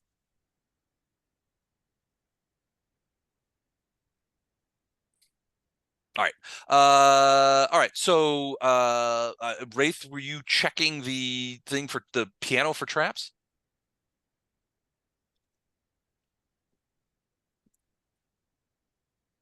Suspense is killing me. His internet's squirrely too. Could have stepped away. Um. Kind of hard to see without the camera on. Yeah. Ono just has Chuck's no. there, or did Chuck take off? He might be taking a quick break. His cramps from rolling so much. All right. Well, then let's do the library. So, Ono, you're going to go over by the library and check it out. Yeah. What are you looking for? Anything specific, or just sort of like scanning the titles, or what do you got? Is there any Melville? No Melville. Sadly. Any Poe? I never. All right, all right. Okay. All right. You know, I don't have a specific check for trap skill. I do have an innate fascination with books and learning and such. Okay. Are there any books here in a language that I would know? I mean, I speak common language, and that's about it, really. Okay. There are several books here that seem to be written in languages other than common, but the bulk of them seem to be in common. So as you scan some of the titles, you see some things like Landmarks of Cheliax, which is written in common. You see I gotcha. One that's called On Monstrous Races. Hmm. You see one called Bordrick's Fantastic Adventure. You know, one that seems to be some sort of satire called Flumphs, The Pleasant Surprises of the Underdark. You know, so there's a variety of like diverse Okay, and various kinds of books. None of them radiate magic. Titus already proved that. right. But they do seem to be all in good condition, and they all seem to have been read. I mean, do you select one and try and take a look at it? You know what? Sure. I will take the one about Broderick's fantastic adventure. Okay, so in this case, so you open it up, and it seems to be a biography of this dwarf named Bordrick, who throughout the chapters kind of details portions of his life. Weirdly, there does seem to be certain portions of the book seem to be underlined. It looks like after the fact. You don't see any sort of notations, but various kinds of things are underlined, and it's very odd sort of things. Like one, he talks about a description of a city, a dwarven city, and it's not one that you ever heard of, but that description is underlined. In one case, it's just a single word, judicious, which is underlined in the middle of a paragraph. So you're not sure what the idea behind this book or the underlines therein. You also see that some of the pages have the numbers. It's numbered. The pages are numbered, and some of the numbers, but not all of them, are circled. It's a code. That's interesting. Decoder. That's interesting. So you know, okay. This is all in a book that I more or less picked at random. It looks, yeah, from a book standpoint, it looks like a fairly average sort of biography / adventure recount by this author's name of it's obviously a dwarvish adventurer or traveler named Bordrick. Okay. I mean, it seems completely completely uninteresting in any other way other than the story itself and the notations in it, which seem to have no rhyme or reason to them. That's interesting. You know, I'm going to share this with the group. Okay. Certain passages underlined the word judicious, underlined a description of the city. Yeah, it's a description. It's a couple of paragraphs, but the entire description of this city that Bordrick has visited is sort of underlined. If you flip through other pages, there are other phrases that are underlined. They don't seem to make much sense, and what even more so, they don't seem to be all that specific. I mean, one might look at this description of the city and underline it as an idea of like, oh, I might want to visit that city someday, and this is if I want to refer back to what it's like. But I mean, a single word, there's a couple of like 3-word sections that are underlined that seem to bear no relationship to each other. The same with the circled page numbers. They don't seem, they're not sequential. They seem to be essentially circled at random. It's not like every right-hand page is circled or every 10th page is circled. Nothing like that. They seem more or less at random. So is it a book that's fairly common? Like it's not a private or one-off. It's something you could generally. It's definitely a machine made. It's definitely a printed book, so it was pressed. So one can likely assume that multiple copies of it were made. I've Right. heard of such things as decoders. If we find messages, maybe we can use this book, turn to the page and see what's underlined, and that'll tell you what that It's like almost no particular more, so number or you're not going to get much. code. Sure. I got the bait. Good night, buddy. Good night. Sorry, and it was him right there. Basically, it may be worth hanging on to. I'm gonna say in message, I think you should probably put that book back in the spot you got it from, Yeah, because if Yeah. there is a cipher on something we later find, right, it could be across any number of these books. right. So keep the order intact. Exactly. Les, I was about to say, I want to put this book carefully back. Can I Okay. choose another book at random? I want to see Absolutely. Give me a D100. D100 coming up. Let me grab my dice roller, dice D100, and I roll an 87. 87. All right. The title of this book Mhm. is Backstage. And it, as you flip through it, it details the more mundane dangers of the adventuring life, like insufficient supplies, inappropriate gear, public reactions, illnesses, common lack of money, and there are tips and advice on how to prevent them. Ooh. So it's an interesting book. But also, as you are flipping through it, examining these passages, you find now the familiar underlines and Huh. circled page numbers in this book as well. Huh. Any common words underlined? Nothing that you can see. It seems completely different. Oh. You can't recall when you look at sort of the portions that are underlined in this book, or even the page numbers. Right. The page numbers, they do seem, there may be some in common with the other book, but as far as the underlined passages, you can't see none of the underlined passages in the new book that you're looking at seem to coincide or have even the same words Got it. as the underlined passages in the previous book. I must say, I am fascinated and intrigued by this mystery. Can I put that book back carefully, same place? Can I choose one more book? Sure, D100, please. Just for grins, 43.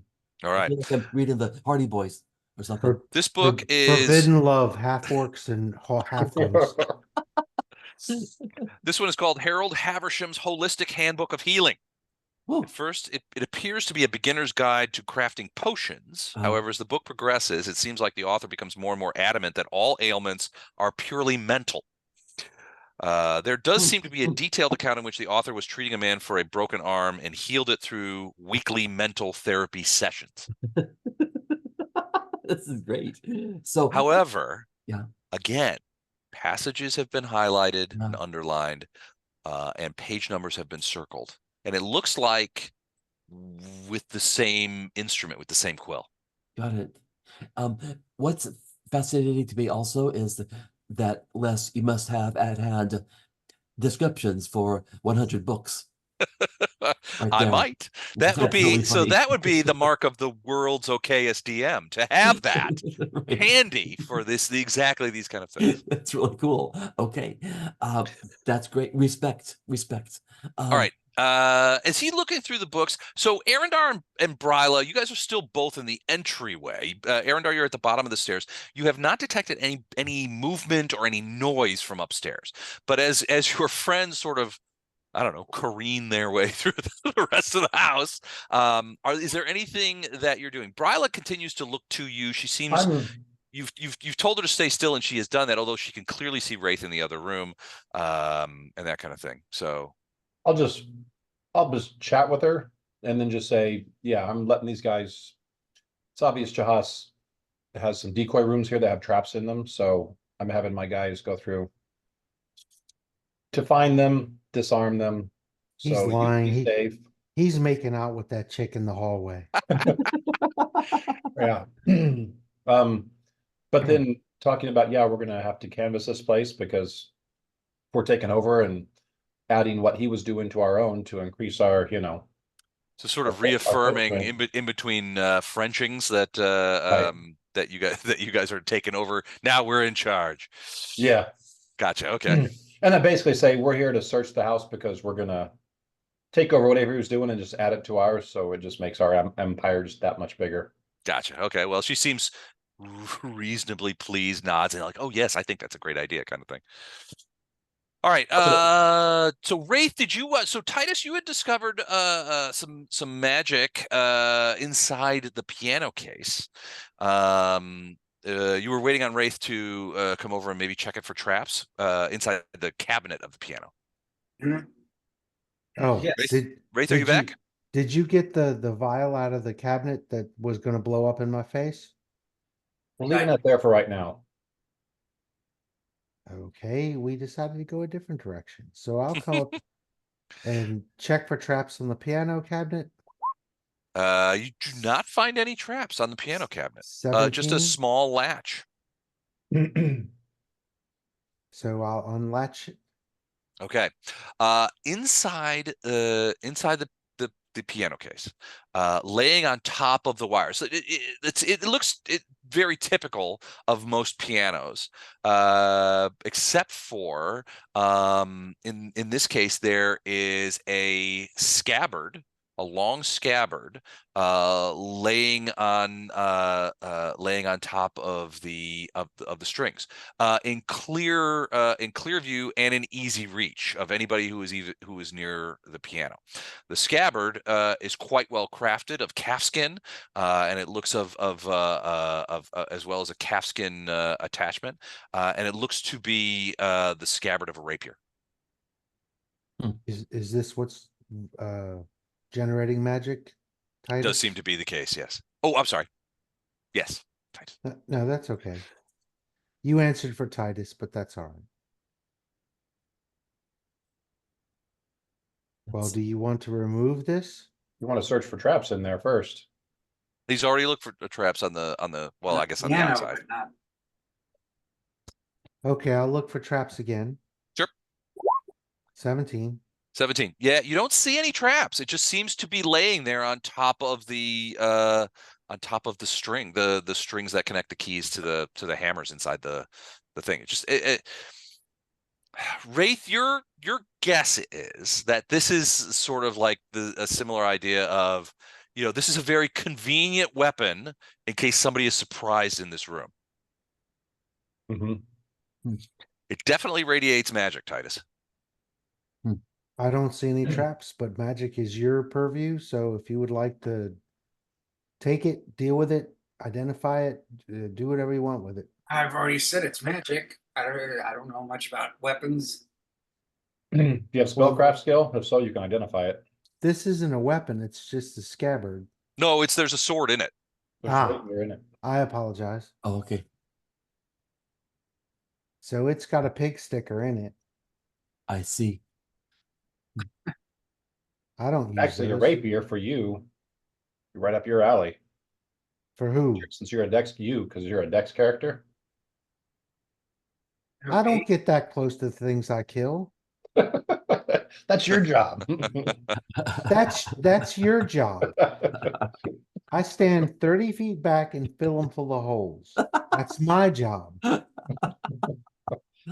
No crossing streams here. Yeah, exactly. It'd be a good backup weapon, though. Don't do that. That with 1 feat, you would be very, very good with. Why do I feel like I'm being suckered into picking this magical thing up? Definitely getting suckered into it by your brother of all people. Right. I Remember, think your all, brother's in the other room Frenching with a girl, so he's not telling you anything. I think all this power has gone to his head. And now that he's in charge of the toughest gang in Brest, And apparently so is Bryla. So I'll fish the rapier out. So to your although your expertise lies in archery, you can tell that this is a very high quality weapon. It's got a nice basket hilt, and there does seem to be a large red gem at the bottom of the hilt. That could be a ruby, could be a garnet. It's almost exactly the same color as arterial blood. So, Andrew, do you have the spellcraft skill? Absolutely, he does. You should. Yeah. And if so, you can use that to try and identify this. Ah, okay. Roll and add D20 and Got it. Gus will know the DC on what it is to identify it, and we'll see if you can figure out what it is. Gotcha. Okay. Thank you for the suggestion. You know, this is kind of like a good old-fashioned dungeon crawl. Yes. It really is. You got traps. You Through a got rogue. The thing we're missing is open a door and there's a monster just waiting there to attack you. Yeah. Been doing nothing for the last 10 years. Just other sort of than sitting waiting there. behind that door. Maybe some adventurers along any moment now.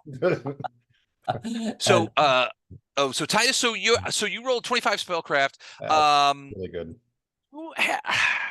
You're guessing.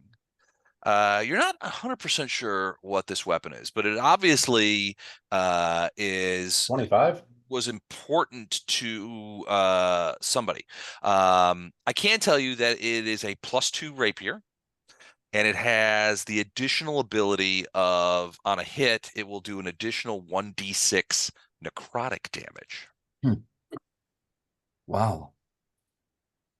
Are you sure you don't want that as your +2 rapier. When you examine the blade, you can see that the blade is made out of some. You're not sure if it's dyed or if it's some inherent property of the metal, but the blade itself is red, the same color, that same dark arterial red as the gem on the bottom of the basket hilt. So Wow. does that mean I'm examining the blade? I've grabbed the weapon? Oh yeah, absolutely. Okay. Yeah, Wraith, I'm telling you, with 1 feet, that's an amazing, oh crap, they got close to me weapon. So it's a +2 rapier. It does a D6 necrotic in addition to its regular damage. Mm-hmm. Well, if Titus tells me that, and it's safe, I'll hang on to it and tuck it into my belt and we can move on. Okay, cool. Basically, by that I mean I added it to party stuff and we'll figure out who gets it later. Sounds good. And this is a table. I'm sorry, with 6 chairs. Yeah, it's a dining room table, and it seems to be it seems to evince a similar quality to all the other furnishings in the house. In this case, however, there are dishes and wine bottles on the table. It looks like at some point in probably the last 2 to 3 days, several people enjoyed a meal here, but it hadn't been cleaned up, so that there's still like the remnants of meals on the plates, the empty wine bottles. There's maybe a little bit of residue of some red wine in one of the bottles, that kind of thing. The cups are dirty. Nothing's been cleaned up, but it's old. And by old I mean whatever meal took place here was easily 2 days ago, probably closer to 3 or 4. Okay. And I'll let oh no, I haven't checked the table yet. So All right. at your own risk. I'm not gonna touch it. Throw yourself on the table. And I'm gonna move into what looks like the kitchen. Okay. It is the kitchen, and so in this case, it's quite capable looking from a kitchen standpoint. There's a nice big work table here, and the stove in the back and that kind of thing. It looks like this kitchen has been kept quite clean, although there is some there does seem to be some left, some dishes that haven't been cleaned, some food scrapings and stuff like that's been out. It's possible that the food that's on the table in the other room was prepared here, and a similar amount of not cleaning up has taken place. Give me a quick perception check. Me? Yeah.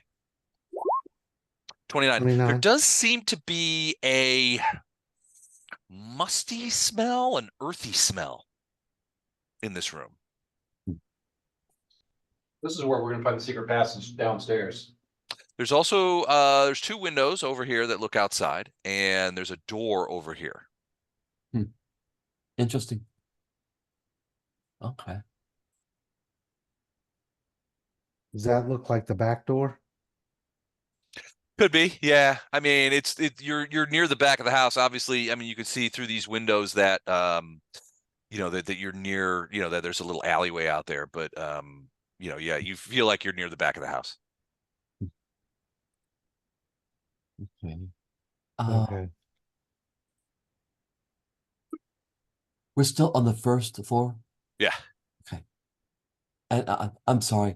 How many stories does this place have? Two stories. There's a second floor. Thank you. Okay. Huh. Okay. I hesitate to jump around and touch things, so I'm gonna just Good call. Is this because of the incident with the acid pit? right. Yeah. Because you of the know, incident. We don't Yeah. talk about Still- the incident. Still recovering from that, are you? my feet still hurt. Ow! Ow! Ow! Ow! Ow! They Yeah, do. So, They're blistered a little bit too. Yeah. so as passing, if I'm passing through this kitchen. Now, I don't want to mess with the back door. Well, maybe I will. But as passing through the kitchen, checking for traps, looking for stuff along the way, how fast and how many checks do you need? It depends, you know. Well, I mean, I'm not trying are to you get going to you- search the entire room? Yeah, so like do a 5, well, that's not right because I didn't do alt. Do a 5-foot step, check for traps in this area, and then do that all the way around this island until I get to the back door. Okay, yeah, you could do that. So you all right, need yeah, one. if you want to move 5 feet and just sort of like move around, you can do that. Okay. How many checks do you need? Give me 1 check right now. 22. 22. All right. So you don't see any obvious traps. However, that musty, earthy smell is Yeah. quite a bit stronger as as you were standing next to the sink. And the sink is this Oh, area? right here. Yeah. Okay. I'm gonna note that mentally. I'm gonna check the back door for traps. Hmm. 34. So the back door so a couple of things. One, you can see that the back door has another one of those big locks on it of similar nature. Although the unlocking mechanism is on this side, so you wouldn't have to, you could just unlock it like a deadbolt kind of thing. You don't see any traps, but with your 33 perception check, you hear outside the door, you hear like a thrumming noise, like I can't even do it. It's like a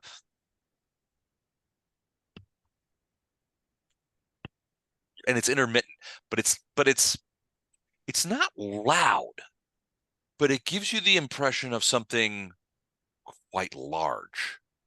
And you're not sure what's making that noise, but almost like it's almost like an insect buzzing, only much larger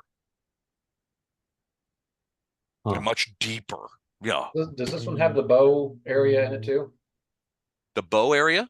Like the little notch you can shoot an arrow Yeah. through? It Does it does, have- yeah. So you can look through that and see what's out there. Does it have view slots? Yep, it has eye slots. Yeah, you can peek out there. Oh, okay. So I'm gonna peek out the slot, Oh, All right. oh, All right. So the arrow slot or the peepholes? the peephole, because the arrow slot is invisible on the outside if it's like the front door. I don't want to disturb the gasket yet. Correct. Yeah, it's invisible. I want to look out the peephole. You don't see anything out on the porch. oh But boy. you definitely, and as you sort of like lean in and you sort of your body leans up against the door, you can feel that thrumming coming up from below, into the door. Right. This is a staunch door. It's got a lot of metal on it. It's definitely built to last. But whatever's making that vibration, you could feel it in the door. You don't think it's in the door. You think it's outside, maybe Yeah. underneath the porch. I'll open it up so you can see what the porch looks like. Hold on a second. Yeah. All right, let me check one thing here.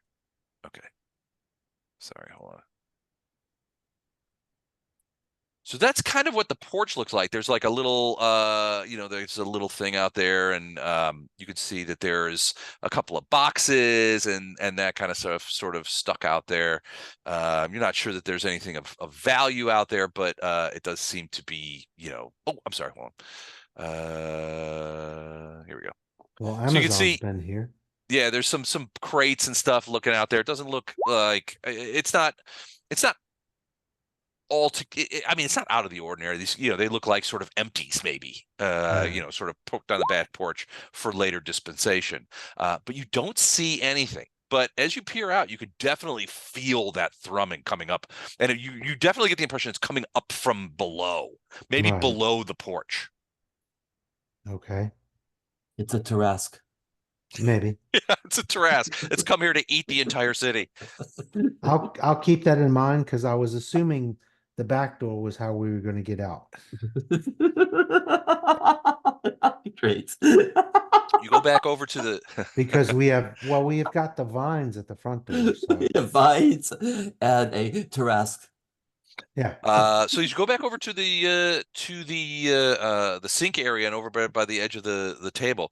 That earthy kind of musty smell becomes much stronger. It's I won't say it's overpowering, but it's definitely a smell. Yeah. I'm gonna look for secret doors. Okay. Trap doors, whatever.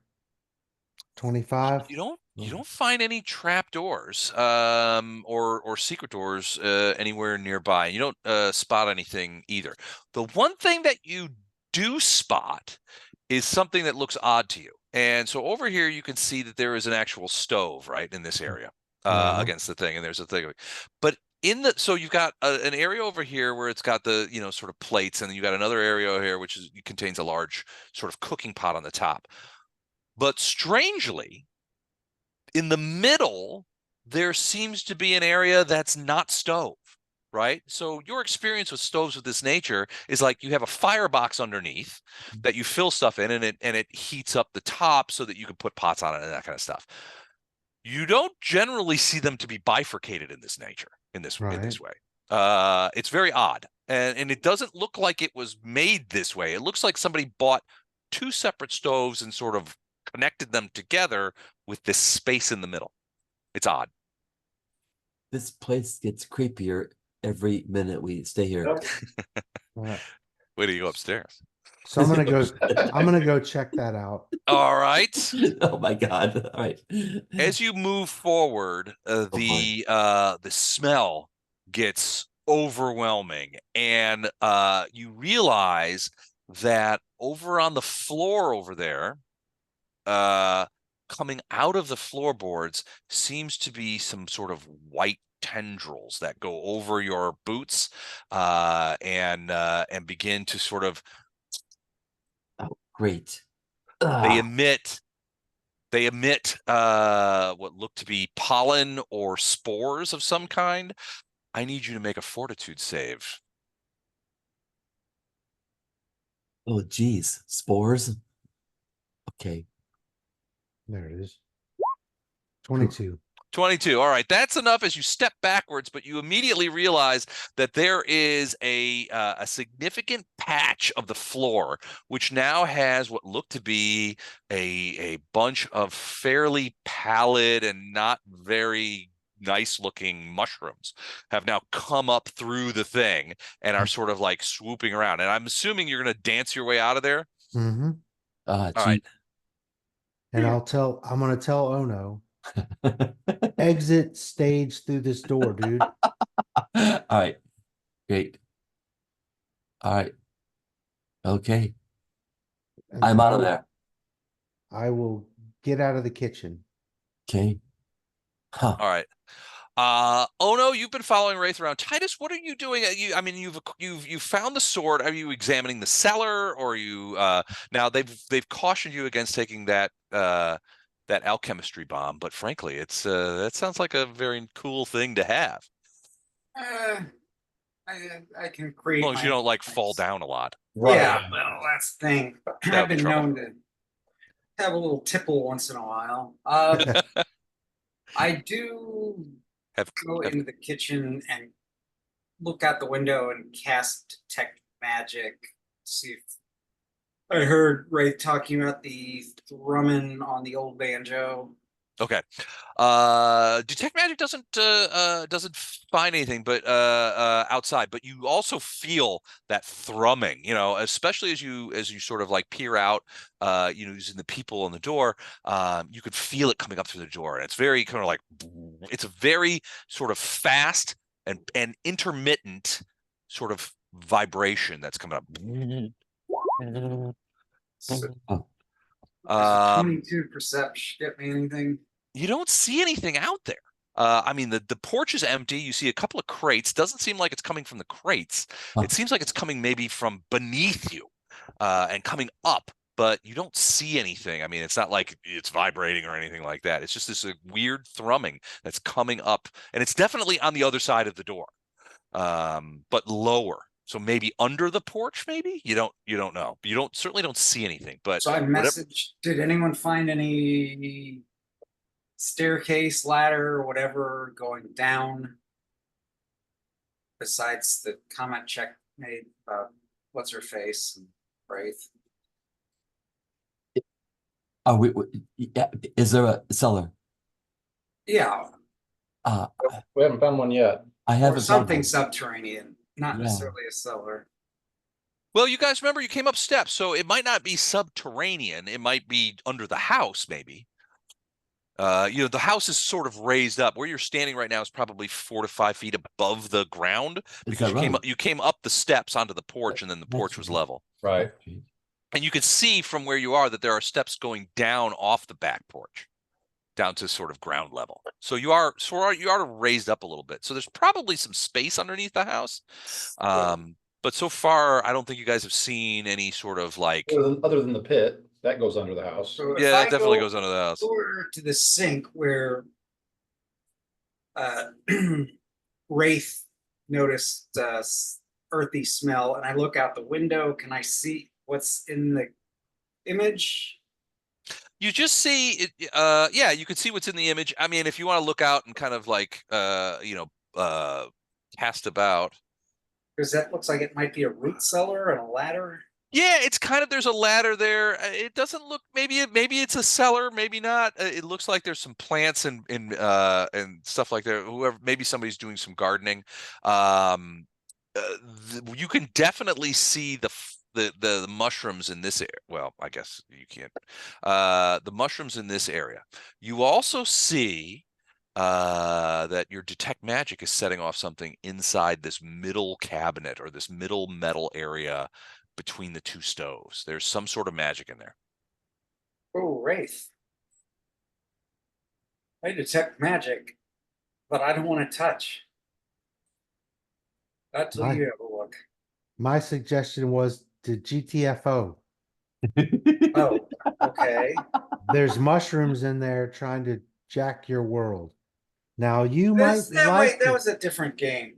you might like that. Psilocybin mushrooms. I don't know. I couldn't tell you what they look like, but I'm suggesting we get the hell out of the kitchen. Okay. Wraith seems sensible. I Okay. dash out. Arendare, are we still Frenching?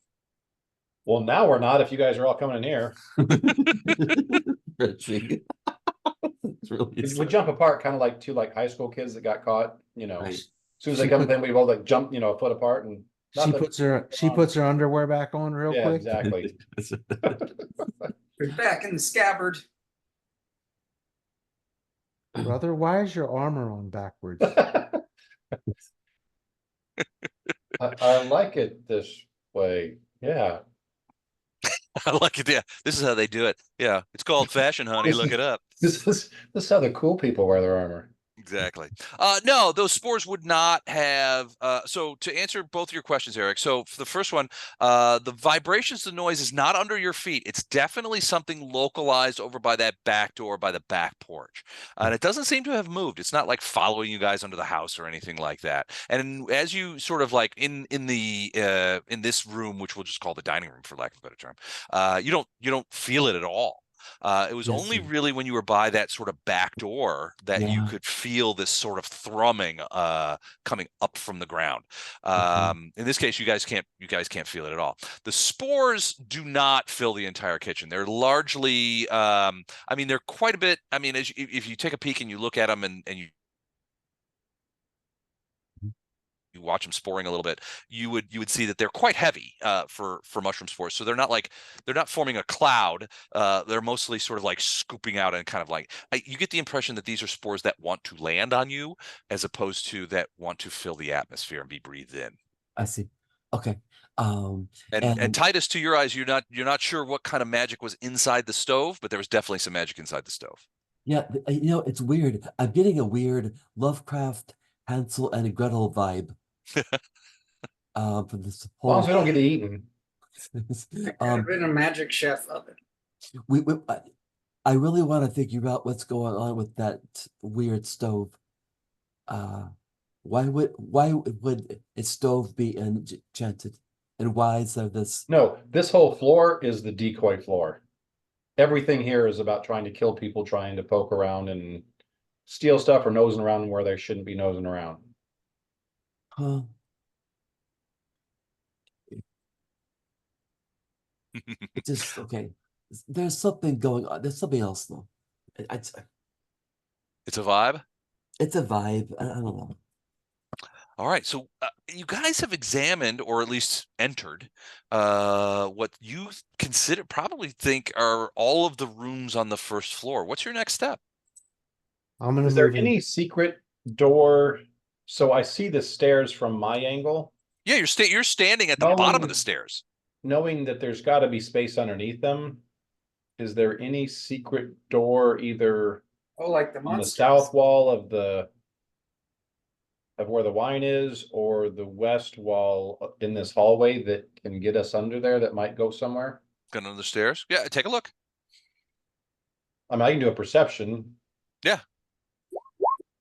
27. Yeah, you kind of search around a little bit, tap on the walls and that kind of stuff, but you do not find any secret doors that would either lead under the stairs or seem to lead under the house. Okay. All right. Well, since this area is clear, Wraith, you want to go first? However, Be with right a behind you. 27, Mhm. I will tell you, as you're doing that, you can see something near the top of the stairs. There looks to be, hold on a second. There looks to be a little, almost invisible wire at the top of the stairs. Okay, I'll point that out to Wraith. Say, as you're looking for traps, don't forget the wire that's at the top of the stairs. It's about, it's about 6 inches off the ground and almost completely invisible. You could tell. I mean, you just caught a glimpse of it by the a glint in the light. But yeah, it was like it's a tripwire. It probably be irritating going up. It's almost at the top of the steps. So if you were coming down and hit that tripwire, that would be problematic. You would come down. You would come rolling down those steps. And then the thing is, you don't know what the clock did before Right. before Wraith did it. So it could be that the tripwire and the clock are connected. They're not connected to each other, but maybe sort of multiple traps. One of them, yeah, does something. Yeah. Yeah, somebody falls down the tripwire and then they land at the bottom of the steps and they set off the clock. Right. Interesting. Okay. That's crazy. So I'm gonna But come yeah, back the in 27, you here. spotted it. What maniac would do that? Come back in here and disrupt the lovebirds. Okay. And Pants call off, every- dance off. Call everyone back in here. Then I'm gonna Into step past. the entryway. Yeah, then I'm gonna step past him and check for traps. Okay. Once you get onto the stairs, all right, 18 for tricks. So you don't see any traps on the stairs themselves. You do see the tripwire, and you certainly see that there's a landing at the top of the steps and a wall at the far end. So there's a little landing there, and then the hallway stops, and it looks like it turns inward into the middle of the second floor, which makes sense. The only trap that you see here is the one that Arendar pointed out, which is the tripwire on the sort of second step down. It is, from your eyes as a trap finder, it is in a particularly auspicious position if you wanted to send somebody rolling down those stairs. Yeah, I'm gonna work to disable it. Okay. Yeah, no mean- problem. It doesn't seem to be, you examine it for a second, it doesn't seem to be connected to anything else. The It's just a connectors, tripwire. it's just a tripwire. Yeah, it's not something, it doesn't trigger some sort of thing. But you get the same vibe too, that if somebody was coming downstairs, hit this tripwire, not only would they roll down the stairs and maybe break their neck, but they would land almost directly perpendicular to the clock. Yeah. Okay. So I'll move up to the top of the stairs. I am going to move you to the Yeah. other map. And I'm gonna stay no more than 10 feet behind him. And have Bryla come with me. Okay. Um, So you guys see over on the right hand side there? Yep, All right. So is Bryla in front of you or behind you? So you She's disabled the behind me. tripwire? yeah. Yeah. Okay, I'm gonna go ahead and take it out. Yeah. All right. So all right. So you should be at, yeah. Okay, you can move her. Ono and Titus, what are you guys gonna do? You guys gonna, I don't know, raid the wine cellar or Guys, come into this room and don't touch see anything. what's going on with that bomb in the cabinet? Oh no, as a monk, it does like wine a lot. That's true. Very I much bet if so. you pull one of those bottles out, the right one, it'll open a door. You know, I'm still really intrigued by the coded messages in all 100 of those books. I'm kind of, I'm freaked out by the crawling plants. I'm freaked out by the hopping mushrooms and the thing under the stairs. This is and the creepy stove, Don't forget the spike couch. the spike couch. I'm a little creeped out that a teenager didn't pick the exotic porn books on the shelf. What is this, Penthouse Letters? I've never even heard of this.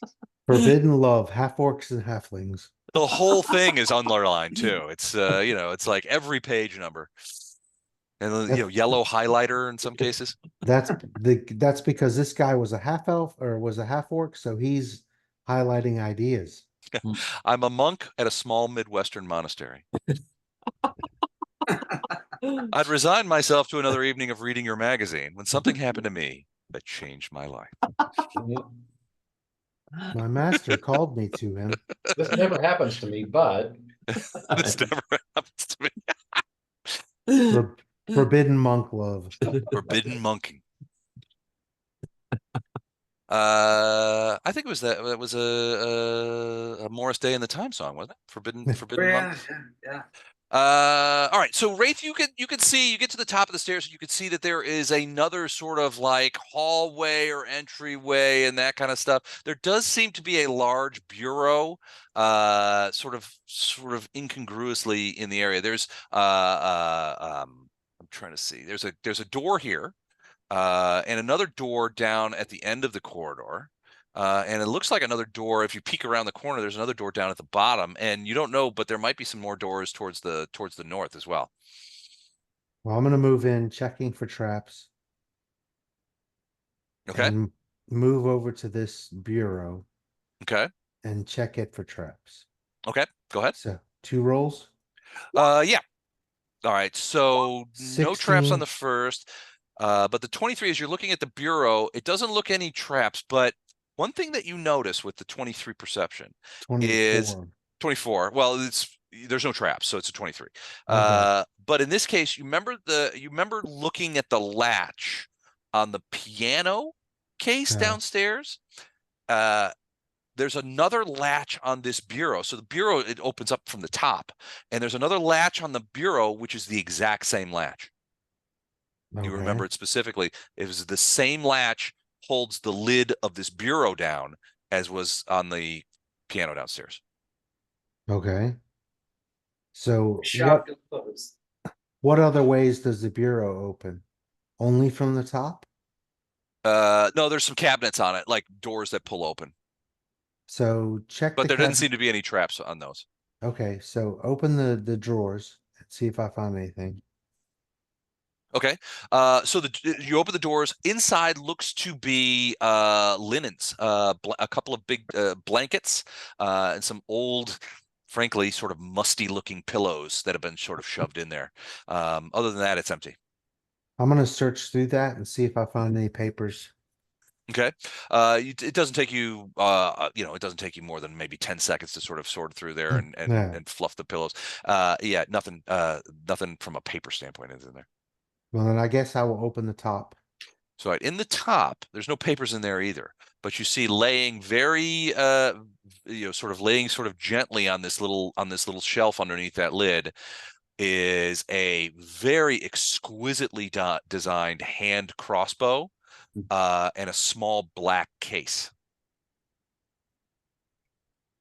Does it look like the one that we found before? A little. It's not. This is from a design standpoint. It looks like it's exquisitely crafted, but from a design standpoint, this one looks less fancy and more utilitarian, I guess. Okay. Like a soldier's weapon. The one you found before was more An assassin's ornate. weapon. Yeah, ornate. This is more forthright from from a lethality standpoint. Okay. I'm gonna look at the black case. Mm-hmm. It looks to you like a standard sort of hand crossbow bolt case, and if you pop it open, you will see that there are 10 bolts inside. The interesting part here is 5 of them so they're wooden bolts, so that fit in the hand crossbow. 5 of them have black tips, and 5 of them have silver tips. Hmm. Your guess is that the black is adamantine, and the silver is silver. Nice. And Well- I'll leave those where they are Okay. and wait until Titus gets up here so he can check them for magic.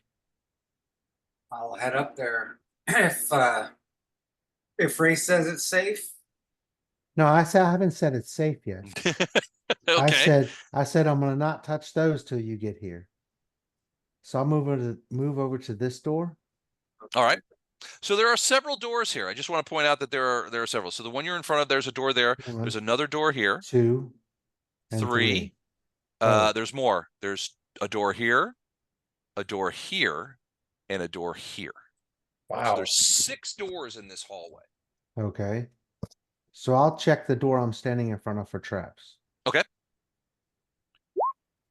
28. 28. You do not see any traps, and there doesn't seem to be a lock on it. Then I will move over to this door. Okay. Same sitch, 23. No traps, but that door is locked. Then you said there was You rolled a 22 perception. There seems to be a smell coming over there. And 22, you would guess that it is, well, it smells a little like decomposition. Sorry, guys, I had burritos for lunch. then I'll move up to this door. All right. Check it for traps. Okay. 16. You do not detect any traps in there, and it is not locked. Although it does have a lock on it, but it looks like it locks from the other side. But it's not locked. And there's a door here, you said? There's a yes, there is a door here. Now that door has another one of those big locks on it, and it's locked from the other side. Well, check for traps. 18. Okay. Don't see any traps on it. So that one is heavily locked. There is a big lock on it, yeah. Now I've checked. Now there's 2 other doors that you did not check, the one down at the very south and the one next to the one where the door had decomp in it. It's like in the middle of the south wall. Oh, there's one here. Okay, so I'll check this one for traps. Okay. 18. Don't see any traps on it. It is locked though. And then this one. Okay. No traps, no lock. So I'll let everybody know sort of that information. There are several doors that are unlocked, not trapped. So point out which ones you can go into those rooms and see what's there. The one that I'm intrigued by is the one up here in the north. The door to the Has- north. Has a heavy, excuse me, has a heavy duty lock on it. Yeah, I'm just putting so the L's indicate the doors that are locked. Right. The other 3 doors are unlocked. You did Right. not detect any traps on any of them. Right. But this door is the one that has like the supreme granddaddy of locks. It's the same kind of lock that you saw on the front door and the back door. Okay. So do you guys want to come up here and start checking rooms? Sure. Yeah. Let me do a detect magic and just kind of scan this outer room, including the bureau. Yeah, I'll let you know about the stuff in the bureau. Oh, we have a message going. Oh, that's true. So you already know about the hand crossbow and the bolts. Yes, sir. So, Titus, are you going to detect magic on the hand crossbow and the bolt? Yeah, I'm gonna scan the room with detect magic, including the crossbow and bolts. The crossbow itself is magical, and it is a +1 hand crossbow. That in itself is not super interesting, but compared to what's in the case. So in the case, I remember there was 5 black tipped and 5 silver tipped bolts for a total of 10. The silver tip bolts are +1 crossbow bolts, undead bane. And the black tip ones are +1 crossbow bolts, human bane. So bane, just so you know what that does. So bane does, hold on, let me make sure I get this correct. On bane on those kind of things, the bane weapon excels against certain foes. Against the designated foe, the weapon's enhancement bonus is +2 better than the actual bonus, and it does 2d6 extra damage. So for the black ones, human bane, you would get an extra +2. They would become +3 against humans and would do an extra 2d6 of damage. The other ones, the silver ones, do similarly against undead. Wow. Hmm. Well, I suppose we should grab them and head them to our. I don't know what happened, but I Chest. seem to have lost my hold on. Kind of exited the Roll20 there in my excitement. Sorry about that. I was excited too. But yeah, so the crossbow itself, the hand crossbow is +1. That is, and then the bolts themselves are magical and bane. So that is a pretty significant, especially the human bane ones. That's an assassin's weapon. I think I can use crossbow. All right, grabbed. Arendar, do you have Bryla? Is she underneath you?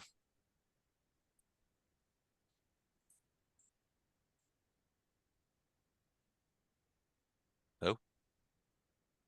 Oh, he's gone. Never mind. Oh no, Brilla's on the stairs. So I'm going to put her behind Titus right now. Okay. Anything else you want to do about that, Titus? And I'm going to actually, Titus, I'm going to move you over next to the bureau. Okay. Just make sure I have a meat shield in front of or next to me. Oh, there's no.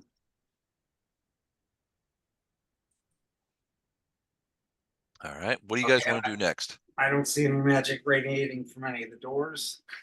No, not from the doors. I mean, it seems the only thing that radiates magic in this in this hallway is that hand crossbow and the case of bolts. Okay. So I'm not a frontline guy, but I will stand behind anybody that wants to open doors. All right. So I'm gonna try to unlock this top north door. Okay. The staunch one. Yeah, Okay. 24. 25, So 25. as you're trying to unlock that, you realize that it's you're not, it's subtly different from the door that you the front door lock that you did earlier, and the 25 does not manage to unlock it. Okay. You can take another shot at it, but you'll only get one more shot at it before the lock defeats you. Do we Well, do anything to assist? I'm gonna move south Okay. to this other door and try to disable that one. Okay. Yeah, that one unlocks. It was not as staunch as the one in the north. And it comes unlocked. Although it's still a pretty solid lock. It's not obviously it looks like, but to your eyes, it's not. So the locks on the front door, the back door, and that one over there are sort of aftermarket. They've obviously been installed on those doors Yeah. afterwards. This lock system looks like this locking mechanism looks like it's original for this particular door. Right. And where's the other unlocked one? In front of Ono? Yeah, so this one here is unlocked. This one here is unlocked. The one that Ono's standing next to is locked. And then the one that Titus is next to here is unlocked, and the one here is unlocked. Right. So, and this one I just unlocked. You just unlocked it, yeah. So there are only two more. Sorry, I'm trying to move your light. Only two more locked ones. So Ono stepped aside. I'm gonna try to unlock this one. Okay. 25. Yeah, no problem. That one comes unlocked fairly easily. It's an original lock and not of the same quality as the one on the south door. All right. So our frontline people should probably go start investigating the rooms that are already unlocked. I have to consider this other room because that's a pretty stout lock, and I'm gonna try it again, but not immediately. So all the other rooms are unlocked and not trapped as far as I'm concerned. All right, cool. That's correct. Yeah. So all you big beefy punch throwing falcata wielding guys, get in there and figure out what you got. All right, sure. Can do. Okay. Let's split the party. That's always a good idea. Well, you're still in the same house. Let's do this at one room at a time, though, because I don't want to fight multiple battles if. Yeah. Alright. Which door do you want to go to? Okay. Les, is there a door right in front of me? There is, yeah, an unlocked door directly to your west. Okay. I guess I will open up that door, please. Okay. All right. As you go in there, you can hold on. Let me make sure if you can see it. So I think you can see it. What was that? There is. Let me see if I can grab it. So there is a body in there. You can see. So as you open the door, the unmistakable scent of decomposition kind of assaults you, but it's not overwhelming. And as you look down, you can see that this body has a couple of things that are strange about it. It's obviously a dead person, and you can see that what's weird is that the body itself has been wrapped up in what looks like canvas. It's been wrapped up, and it's almost wrapped up sort of like a package almost that you can send. It's obviously a body, but it's been wrapped up sort of folded over with canvas and things like that. Okay. But you do get the scent of decomposition, but you also get the scent of herbs. It's a mummy! Run! Herbs wrapped up in canvas. Yep. Is it moving? It's not moving. Good. It's just laying on the ground. Is it humanoid? Is it? It does seem to be. It's hard to tell. I mean, you can't see because it's wrapped. It's sort of wrapped up in canvas. But it's not moving. It's sort of just like on the floor. It's not wrapped tightly, but obviously wrapped so that I don't know, maybe it's not I don't know. It's not like tied up in a bun, but it's definitely, I mean, you can see that it is humanoid shaped. It looks sort of like stretched out, but there's canvas surrounding the face and everything. This is wacky. This whole house gives me the willies. I'm gonna tell my colleagues what's it in here.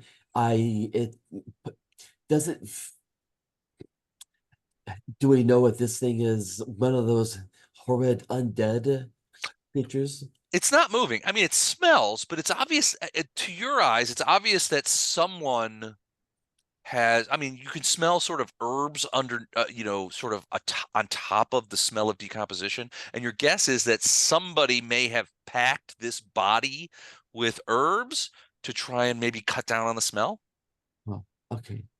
All right. Um, or I'm pack gonna the wrappings with herbs, more likely. okay, gotcha. I and that room is how big? It's not very big. It's 5 by 5. 5 by 5, and this body is just slumped in the corner. Yeah, it's just like sort of sitting on the ground. Okay. All right. Anything else in the room, sir?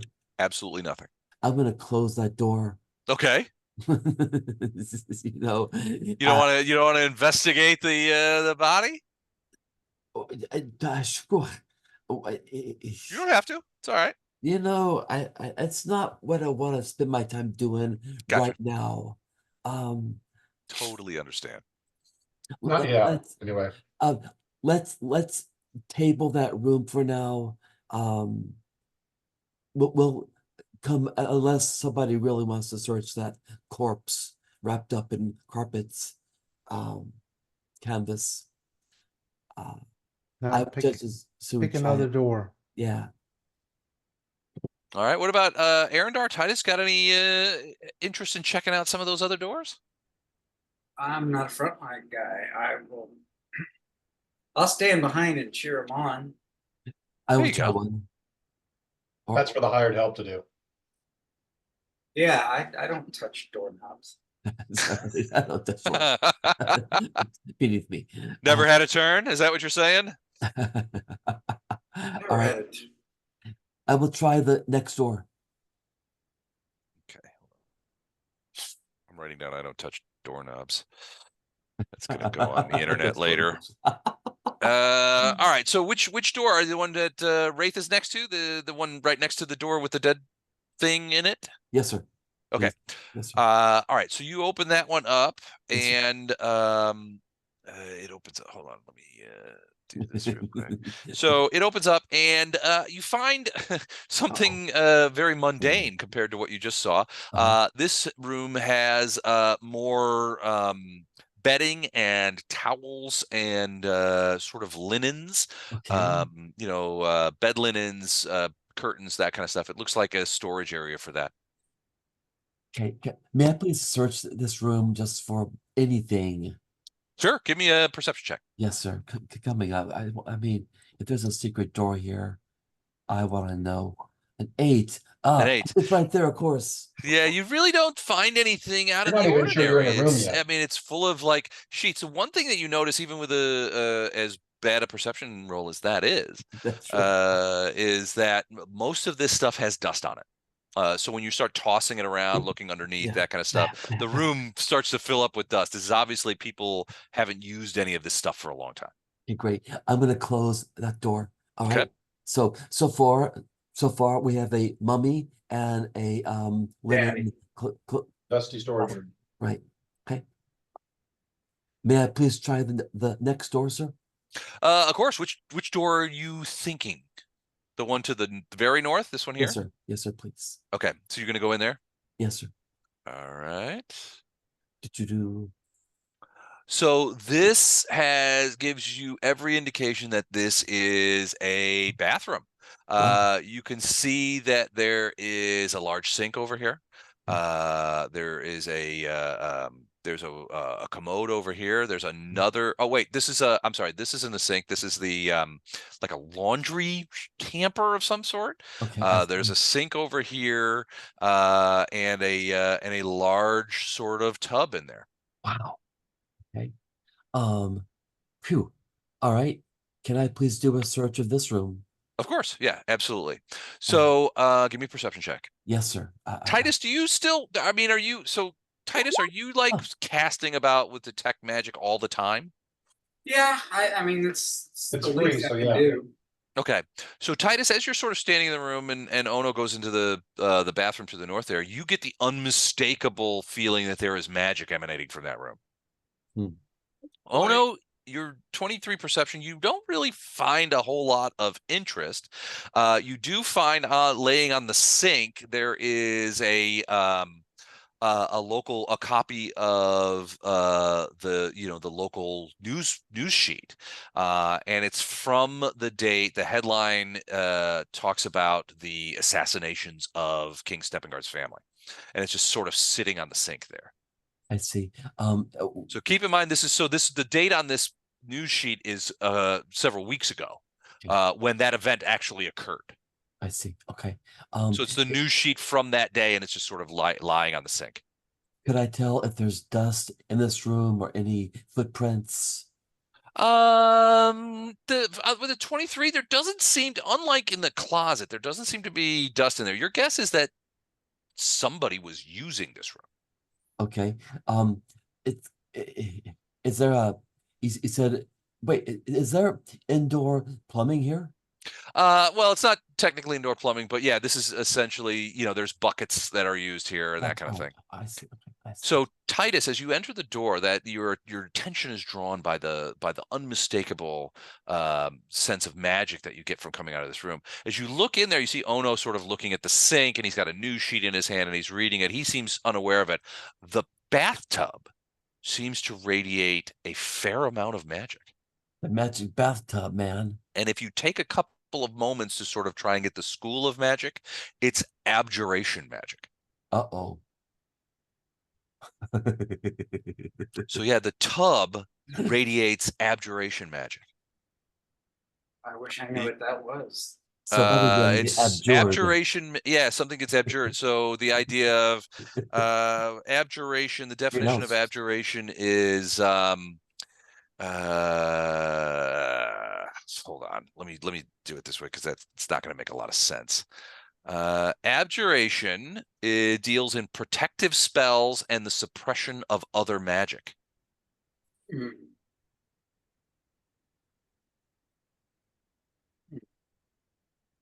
Can I use my magical craftsmanship? Spellcraft? All right. Yes. Give me a spellcraft roll. Yes, sir.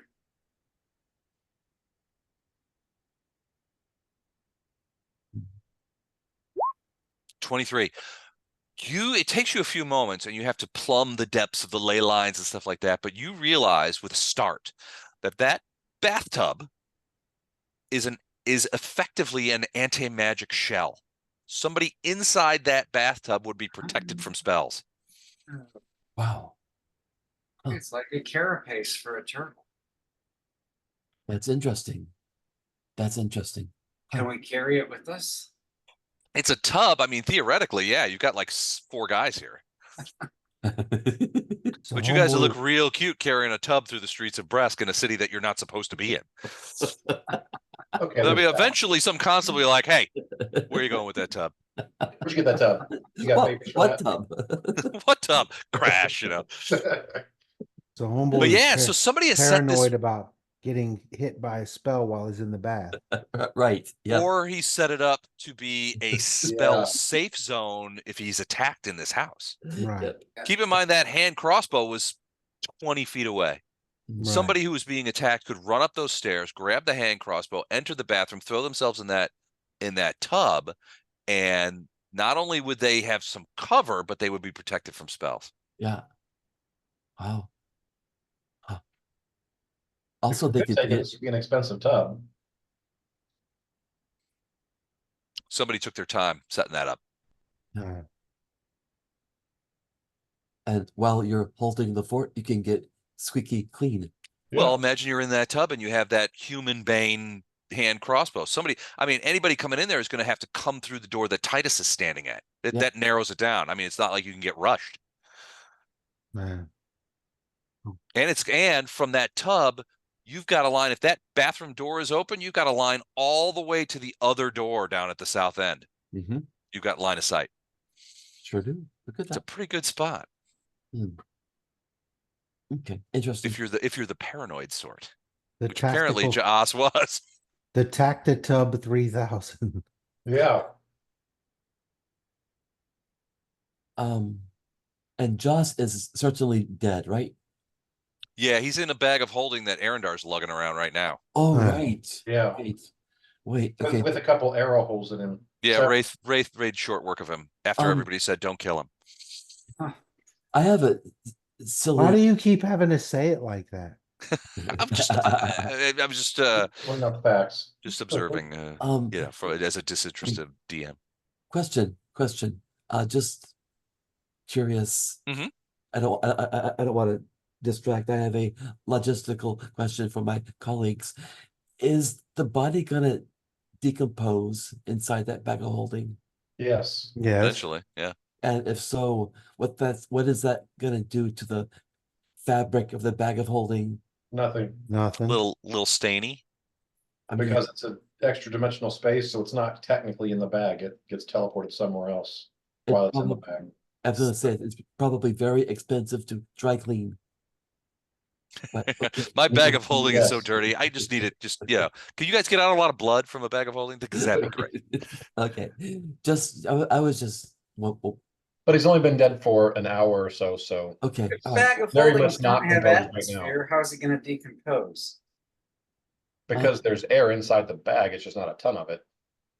Yeah, eventually. So if you were if you were alive inside a closed bag of holding, Yeah. there would be. I mean, it depends on the size of the bag, but there would be like, I mean, it's something like 21 cubic feet of oxygen, which will of air, which will last you, several minutes. 2 minutes, yeah.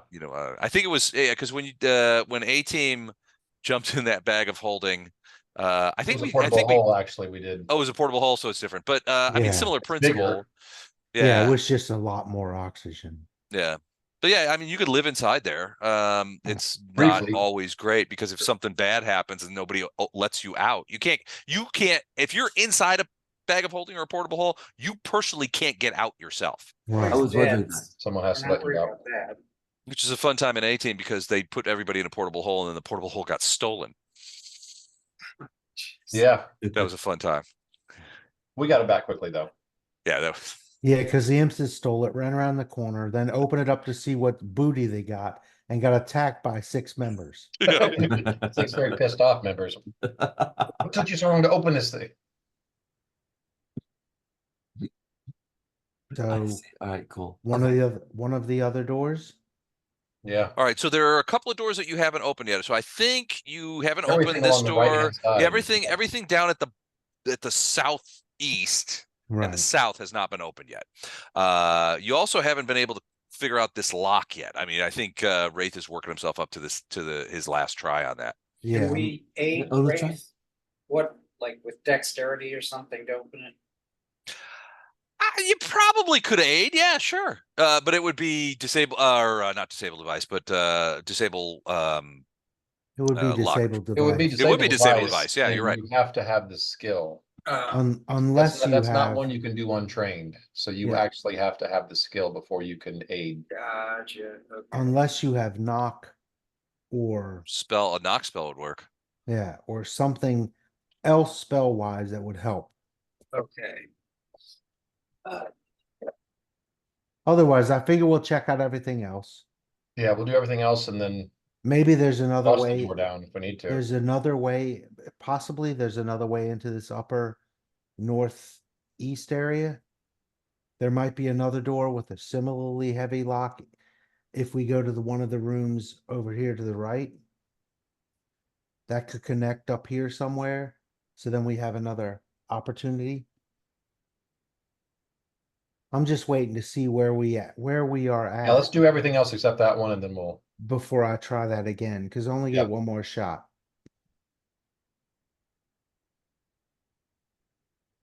The other thing is disable device runs on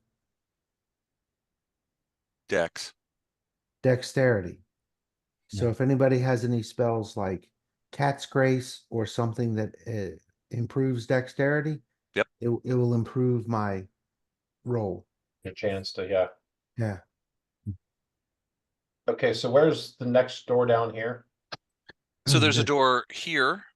There's yeah, a door here, and there's a door at the very bottom south. right. And this one you've already unlocked or determined? They're all three unlocked. Yeah. Yeah. The they're only all- one that was those two on the east wall were not locked. The one at the very south was locked, and Wraith unlocked it, Yeah. Okay, I'm gonna go but to he did not open it. I'm gonna tell Bryla to wait right there, and then I'm gonna go open this. All right, you're going to open that one to the very south? Yeah. Okay. 1 second. Reflex save, please. Uh-oh. Oh boy.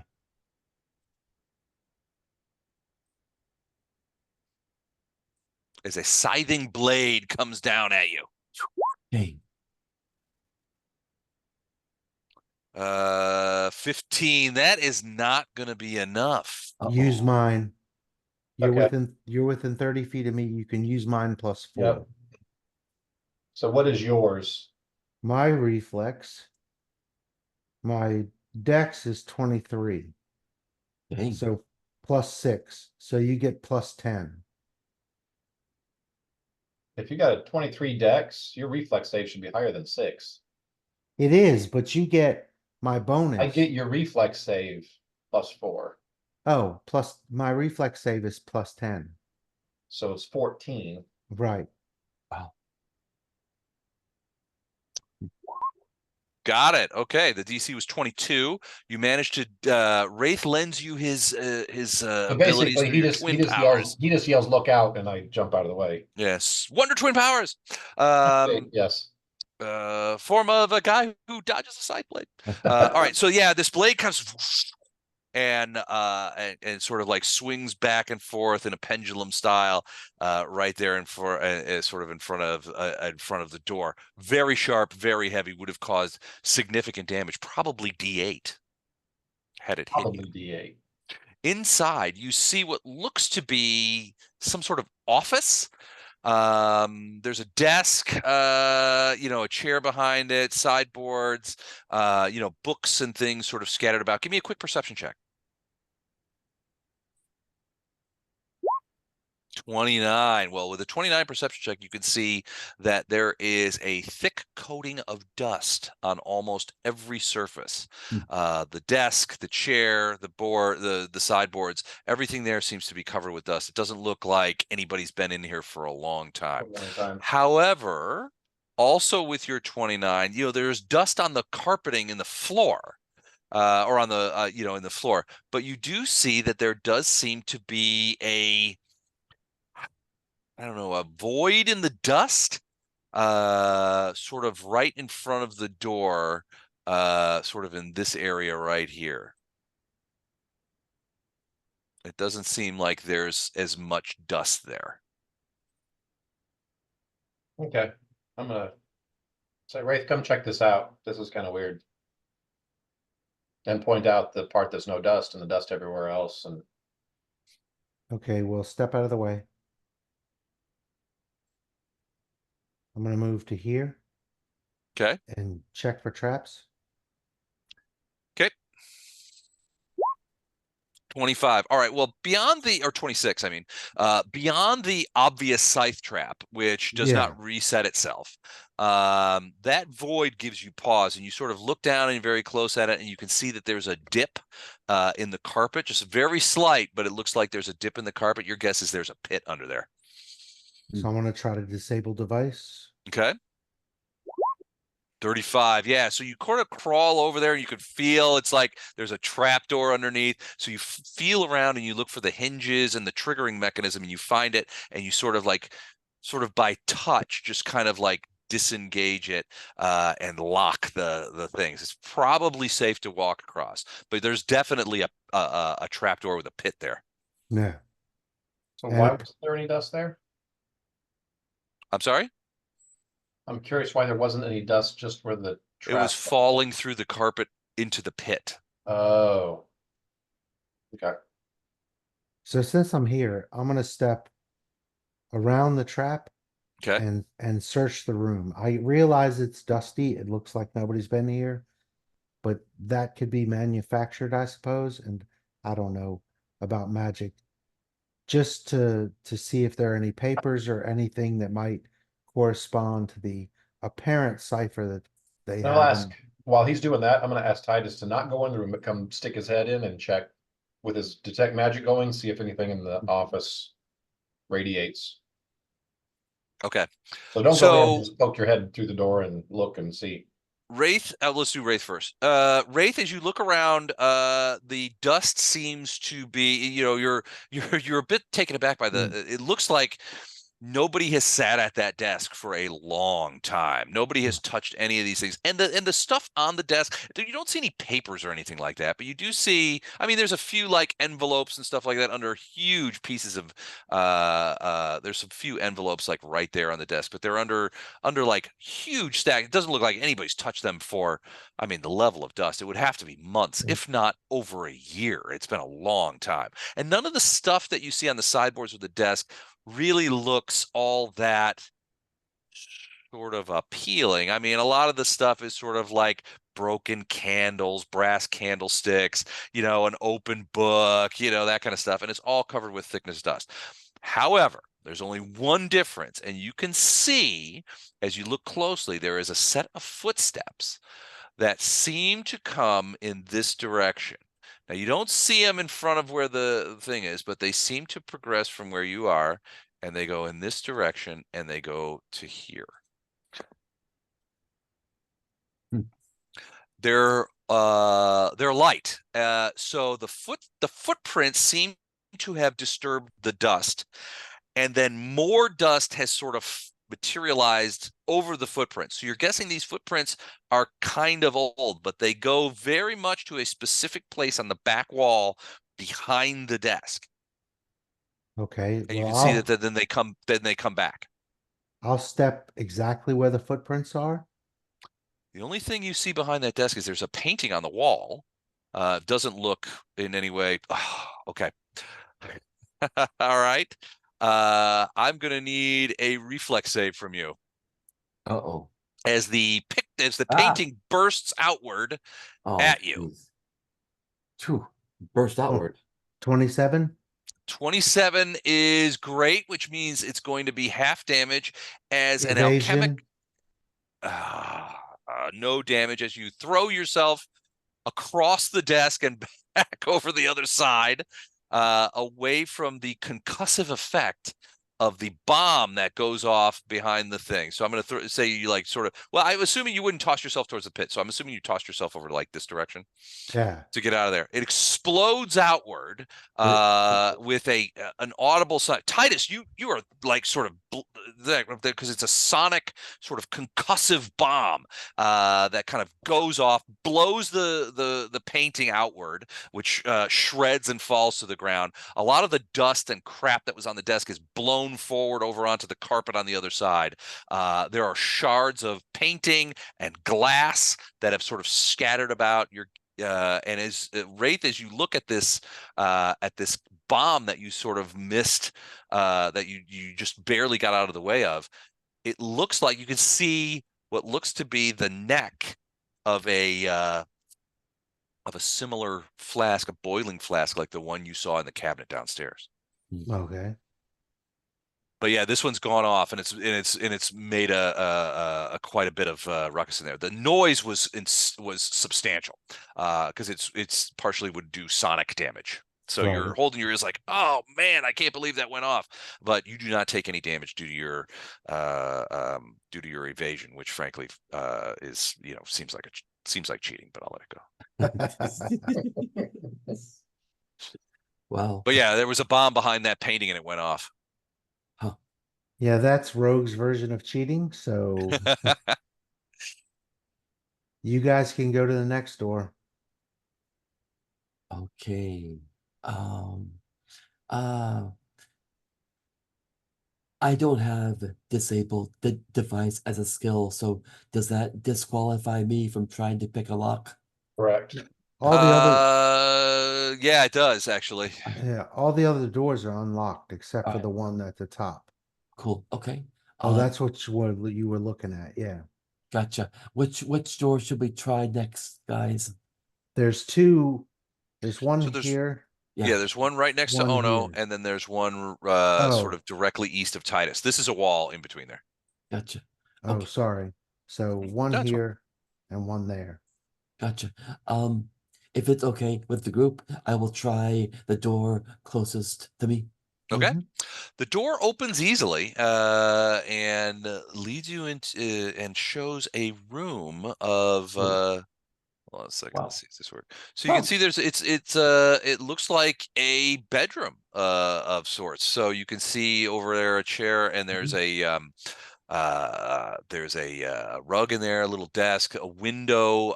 Actually, there's a couple of windows on either side, and then there's a door here that you can see. Looks like it goes out to a little patio or balcony outside of the room. I see. Does the room look like there's dust in there, footprints? It doesn't look like it's been used. The bed is made. The desk is clean. It doesn't have anything on it. This would scream out in any other place. This would scream out guest bedroom. Mhm. Okay, gotcha.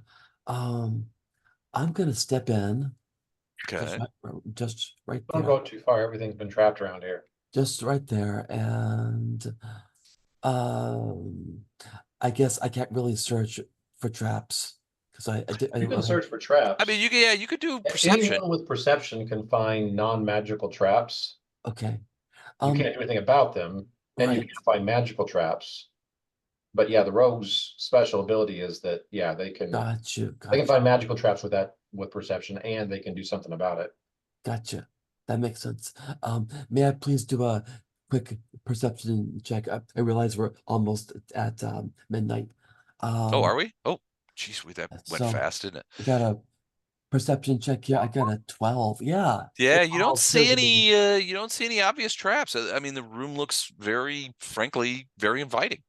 great. I'm not gonna go farther into the room. I'm gonna I just want to step stick your out. head in there and look around too. Yeah. Titus wants to go lay on the bed. All right, can you speak up? I've got tinnitus. Sure, I can pop my head in there. All right. I'm assuming you're detecting for magic. magic. Yeah. Correct. Yeah, you don't see, you at first you don't see any magic. And then there's this little foot locker at the base of the bed, and you do get a faint whiff of magic coming out from inside that foot locker. It's very faint. You suspect that the foot locker itself has a dampening effect that seems to be keeping you from it. Would a perception check give me any more information? Not really. All right. I'd call Wraith over, have him check it, and then you go in and Hey, Wraith, come If you check this out. If you focus, you can determine the type of magic it is. I'll do that, sure. Okay. It takes you a few rounds, but you can tell that there is it's not big, but there does seem to be some necromancy magic coming out of that footlocker. Knowledge Arcana help further. It's as far as you can go with a detect magic, yeah, unless you're actually looking at what the item is, because you can't see it from here. Necromancy magic is almost never good, though. no. Yeah, I get. Yeah, see if Wraith Okay, can. so I detect traps. pass it along message and invite Wraith to check it out if he thinks it's a good idea. All right. So I'll come in here and check the chest for traps. Okay. 20. You do not find any traps, but it is locked. 21. Disable device. 20. 22. Okay. 21 if it's not a magic trap. Yeah, it's not a magic trap. It's a regular. It's not a trap at all. It's just a Right. lock. A lock. And it's a mechanical lock. And frankly, you're a bit taken aback at if somebody is hiding something magical in here. This was an awfully easy lock to pick, almost child's play. Yeah. So that means we don't wanna- Like maybe somebody wanted you to pick it. Yeah. So given that knowledge, I will let Titus know that wasn't very well protected. It wasn't trapped. Whatever's in there that's radiating magic, the chest is open if you want to deal with it. However, Wouldn't That- recommend it. that because of the type of magic you said it was, which I've always known to be terrible stuff, Necromancy. you might want to just ignore it. I But will. I want to move up here and check all of this wall for secret doors. Did you go over that bed? No, I moved around it, but Okay. I don't have a lot of, A lot Can of I- space. Okay. So you never got on the bed. no. Okay. Okay. Can And you're gonna look I- there for secret doors? Yeah, I'm gonna check this whole wall. I'm gonna Firewall. check this whole wall because that leads into the room with that Uber lock on it that I don't want to have to try again. Okay. I want to cast protection from evil. 18 or 19. You 19. do not see any secret doors. There does not seem to be any secret doors here. And what is this wall made of? It's just a wall. So like drywall, So it's an plaster, it's partial. Well, it's wooden. right? Plaster kind of stuff. Yeah, it has some sort of plaster or whitewash on it. It's not stone if that's what you're worried about. Now you do see on the other side of the thing that this wall is stone. Yeah. You can see by the different colors. Hold on, Right. let me put some light in there. You can see by the different colors that it is stone, which leads you to believe that that is an exterior wall, probably Right. overlooking the porch, the So back I'm- porch. I mean, it doesn't, but there's no window, so you can't really overlook it. There is a balcony here, though. There's a door here that leads out to a small balcony. Yeah, I'm gonna call Arendar in and see what he thinks about the idea of breaking through this wall.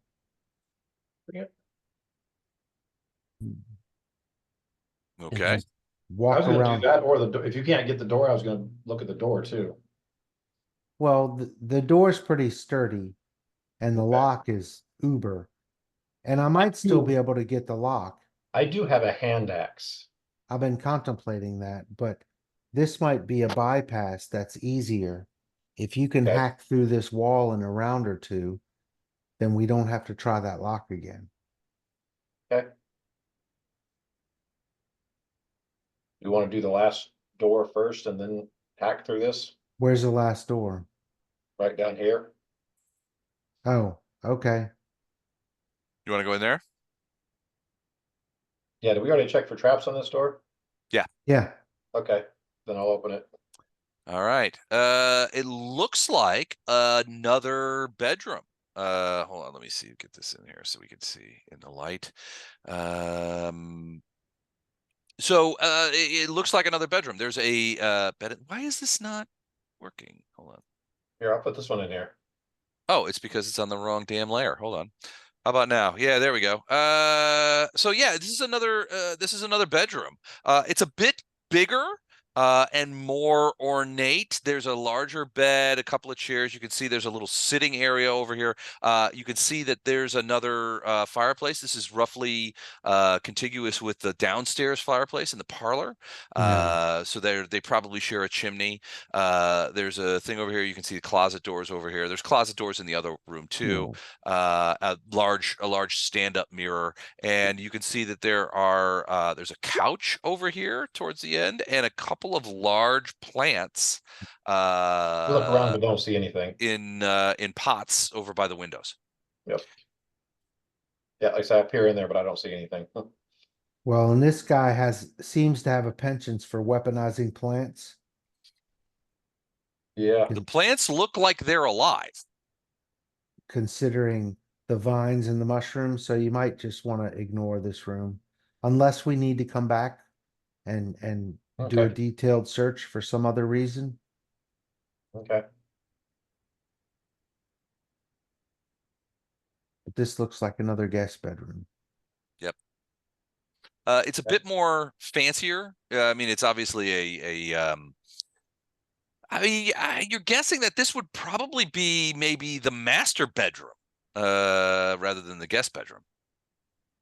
Actually, Okay. want to look and see if it looks lived in.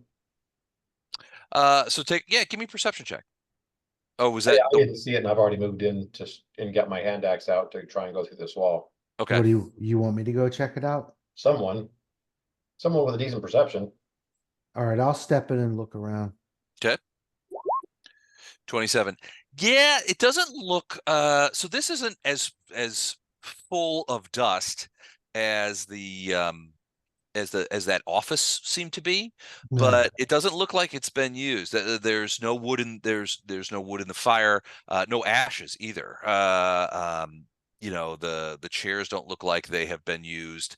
It just doesn't seem to be much happening here. Now I'll let him know through message. Doesn't seem to be very well used.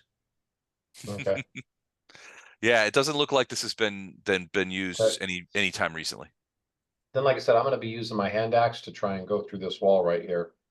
All right. So you take a clack at it and sort of like your hand axe buries into the wood and you start to get it, and then suddenly as you're sort of like, you know, after about 3 or 4 things and you're starting to chip away some of the wood, it's slow going, but very quickly you realize that there's something harder behind the wood. You peel away some of the wood and you can see that there does seem to be, and unless you miss your guess, it's lead. There seems to be lead sheeting in the wall behind the wood. Oh, fantastic. Lead sheeting. Mm-hmm. You What peel would- away some more of the wood just to keep it in, and it looks like the lead whole sheeting. wall has lead sheeting on it. You can't tell from how thick it is, but it does seem to be sheathed in lead. Okay. You figure hand axe, you can get through there eventually because lead is soft. Right. How about this wall from the bathroom? Do the same thing. Mm-hmm. Takes you a couple of strikes, that kind of stuff. You peel back some of the wood, and again, you run into lead underneath the wood sheathing. The wood essentially, there's a wood case, and then there's a layer of lead back there. Your hand axe goes into the lead, but again, it's a soft metal, but it's still a metal. Right. Yeah. Your guess is that Everybody- whatever's behind there might be entirely sheathed in lead. Why would Want you me to try the sheath- door? The door does not, I mean, it's got those locks on it, so theoretically it probably wouldn't. If it was sheathed in lead, it wouldn't be contiguous, right? It wouldn't be a solid sheet. Right. So I'm going to try the door. You'd hit it with an axe? Yeah. Okay. You hit that door and it is hard. Harder than the wood that you began peeling back thing. So you're getting this is almost certainly a wood clad metal door. But over time it will work. Your guess is that it would take you probably the better part of an hour to get through it, but you think you can. So which thing do I think is fastest for me to get through? You don't know how thick the lead is, and it's not going to be great for your hand axe. You going through the lead Well- would, I mean, it would well, probably. I've also I mean- got a light mace. And so I can just beat the crap out of this thing. Well, here's the other thing. Do any of the spellcasters have anything that can increase my dex?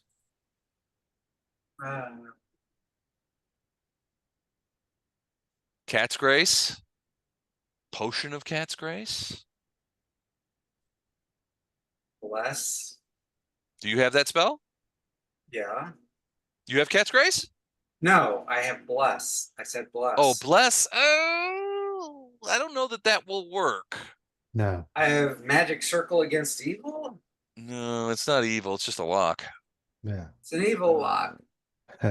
We Yeah, think plus it's evil. best does attack rolls and saving throws versus fear, so that's not gonna work. Yeah. Yeah, for dex bonus, you really do need a Cat's Grace. I don't Yeah. think there's anything else that really does that. So I'll tell you right now, the DC on that lock is 30. Yeah, I kind of figured. yep. All right. Because the alternative is spending an hour hacking through stuff, and there's nothing that we can do to help me, I'll try disable device one more time. Okay. Nope. Oh, didn't make it. 22. All right. So it is defeating you. So at this point, you can't take another shot at the lock. Right. So you can either try and knock down the door, or knock down or pierce through the wall. Now there may be some other ways to go other than a hand axe. But What he maybe has got is a hand axe and a light mace. Well, maybe we should save this until the next time when Poe and Vondram are back and might be Yeah. able to help you That's with good these idea. things in certain ways. So it is after, it's coming up on 1:15 midnight. I know Eric in the East Coast needs to get his sleep. And so we'll if you guys are cool with this, we will stop there. Thank and you. we'll resume Yeah. this in a couple of weeks. That was great. Yep. That was a When is the next B team with the schedule kind of messed up? All right, so we're A team next week. Quarantine on the 1st. Uh-huh. A team is scheduled for the 8th, and then B team would be the 15th of September. So 3 weeks from tonight? 4 weeks from tonight. So 4 weeks from tonight. Now, since the schedule is all messed up, we might be able to do a little shaking and shifting on that as well, because I mean, A team might want to give up the 8th. If we could maybe switch that up, because they'll have a couple in a row. So we might be able to do B team on the 8th, which is only 3 weeks away. 3 weeks from today. Okay. I just want to make sure we know. I'm wondering if that's why we didn't hear from Gordon and Jennifer. They might have just assumed this was the 3rd week and not. They might have forgot that it was, they might have thought that this it's all was Traveler. shifted, so Yeah. I sent him an email. I didn't hear anything back. yeah, they're usually pretty good about reading. Oh, emails. wait. Sorry, Les. Should have set a reminder. We are out tonight due to Marley being town. My mom is back from the hospital. All right. So rough week. Okay. We should be back next Sunday for 18. So they Okay. knew they had family issues. Okay. Cool. All right, guys. All right. We'll be All right. back here in a couple of weeks. Yep. Good night. Okay. Thanks, you dudes. See Good ya. night, guys. Take care. Bye. Good night.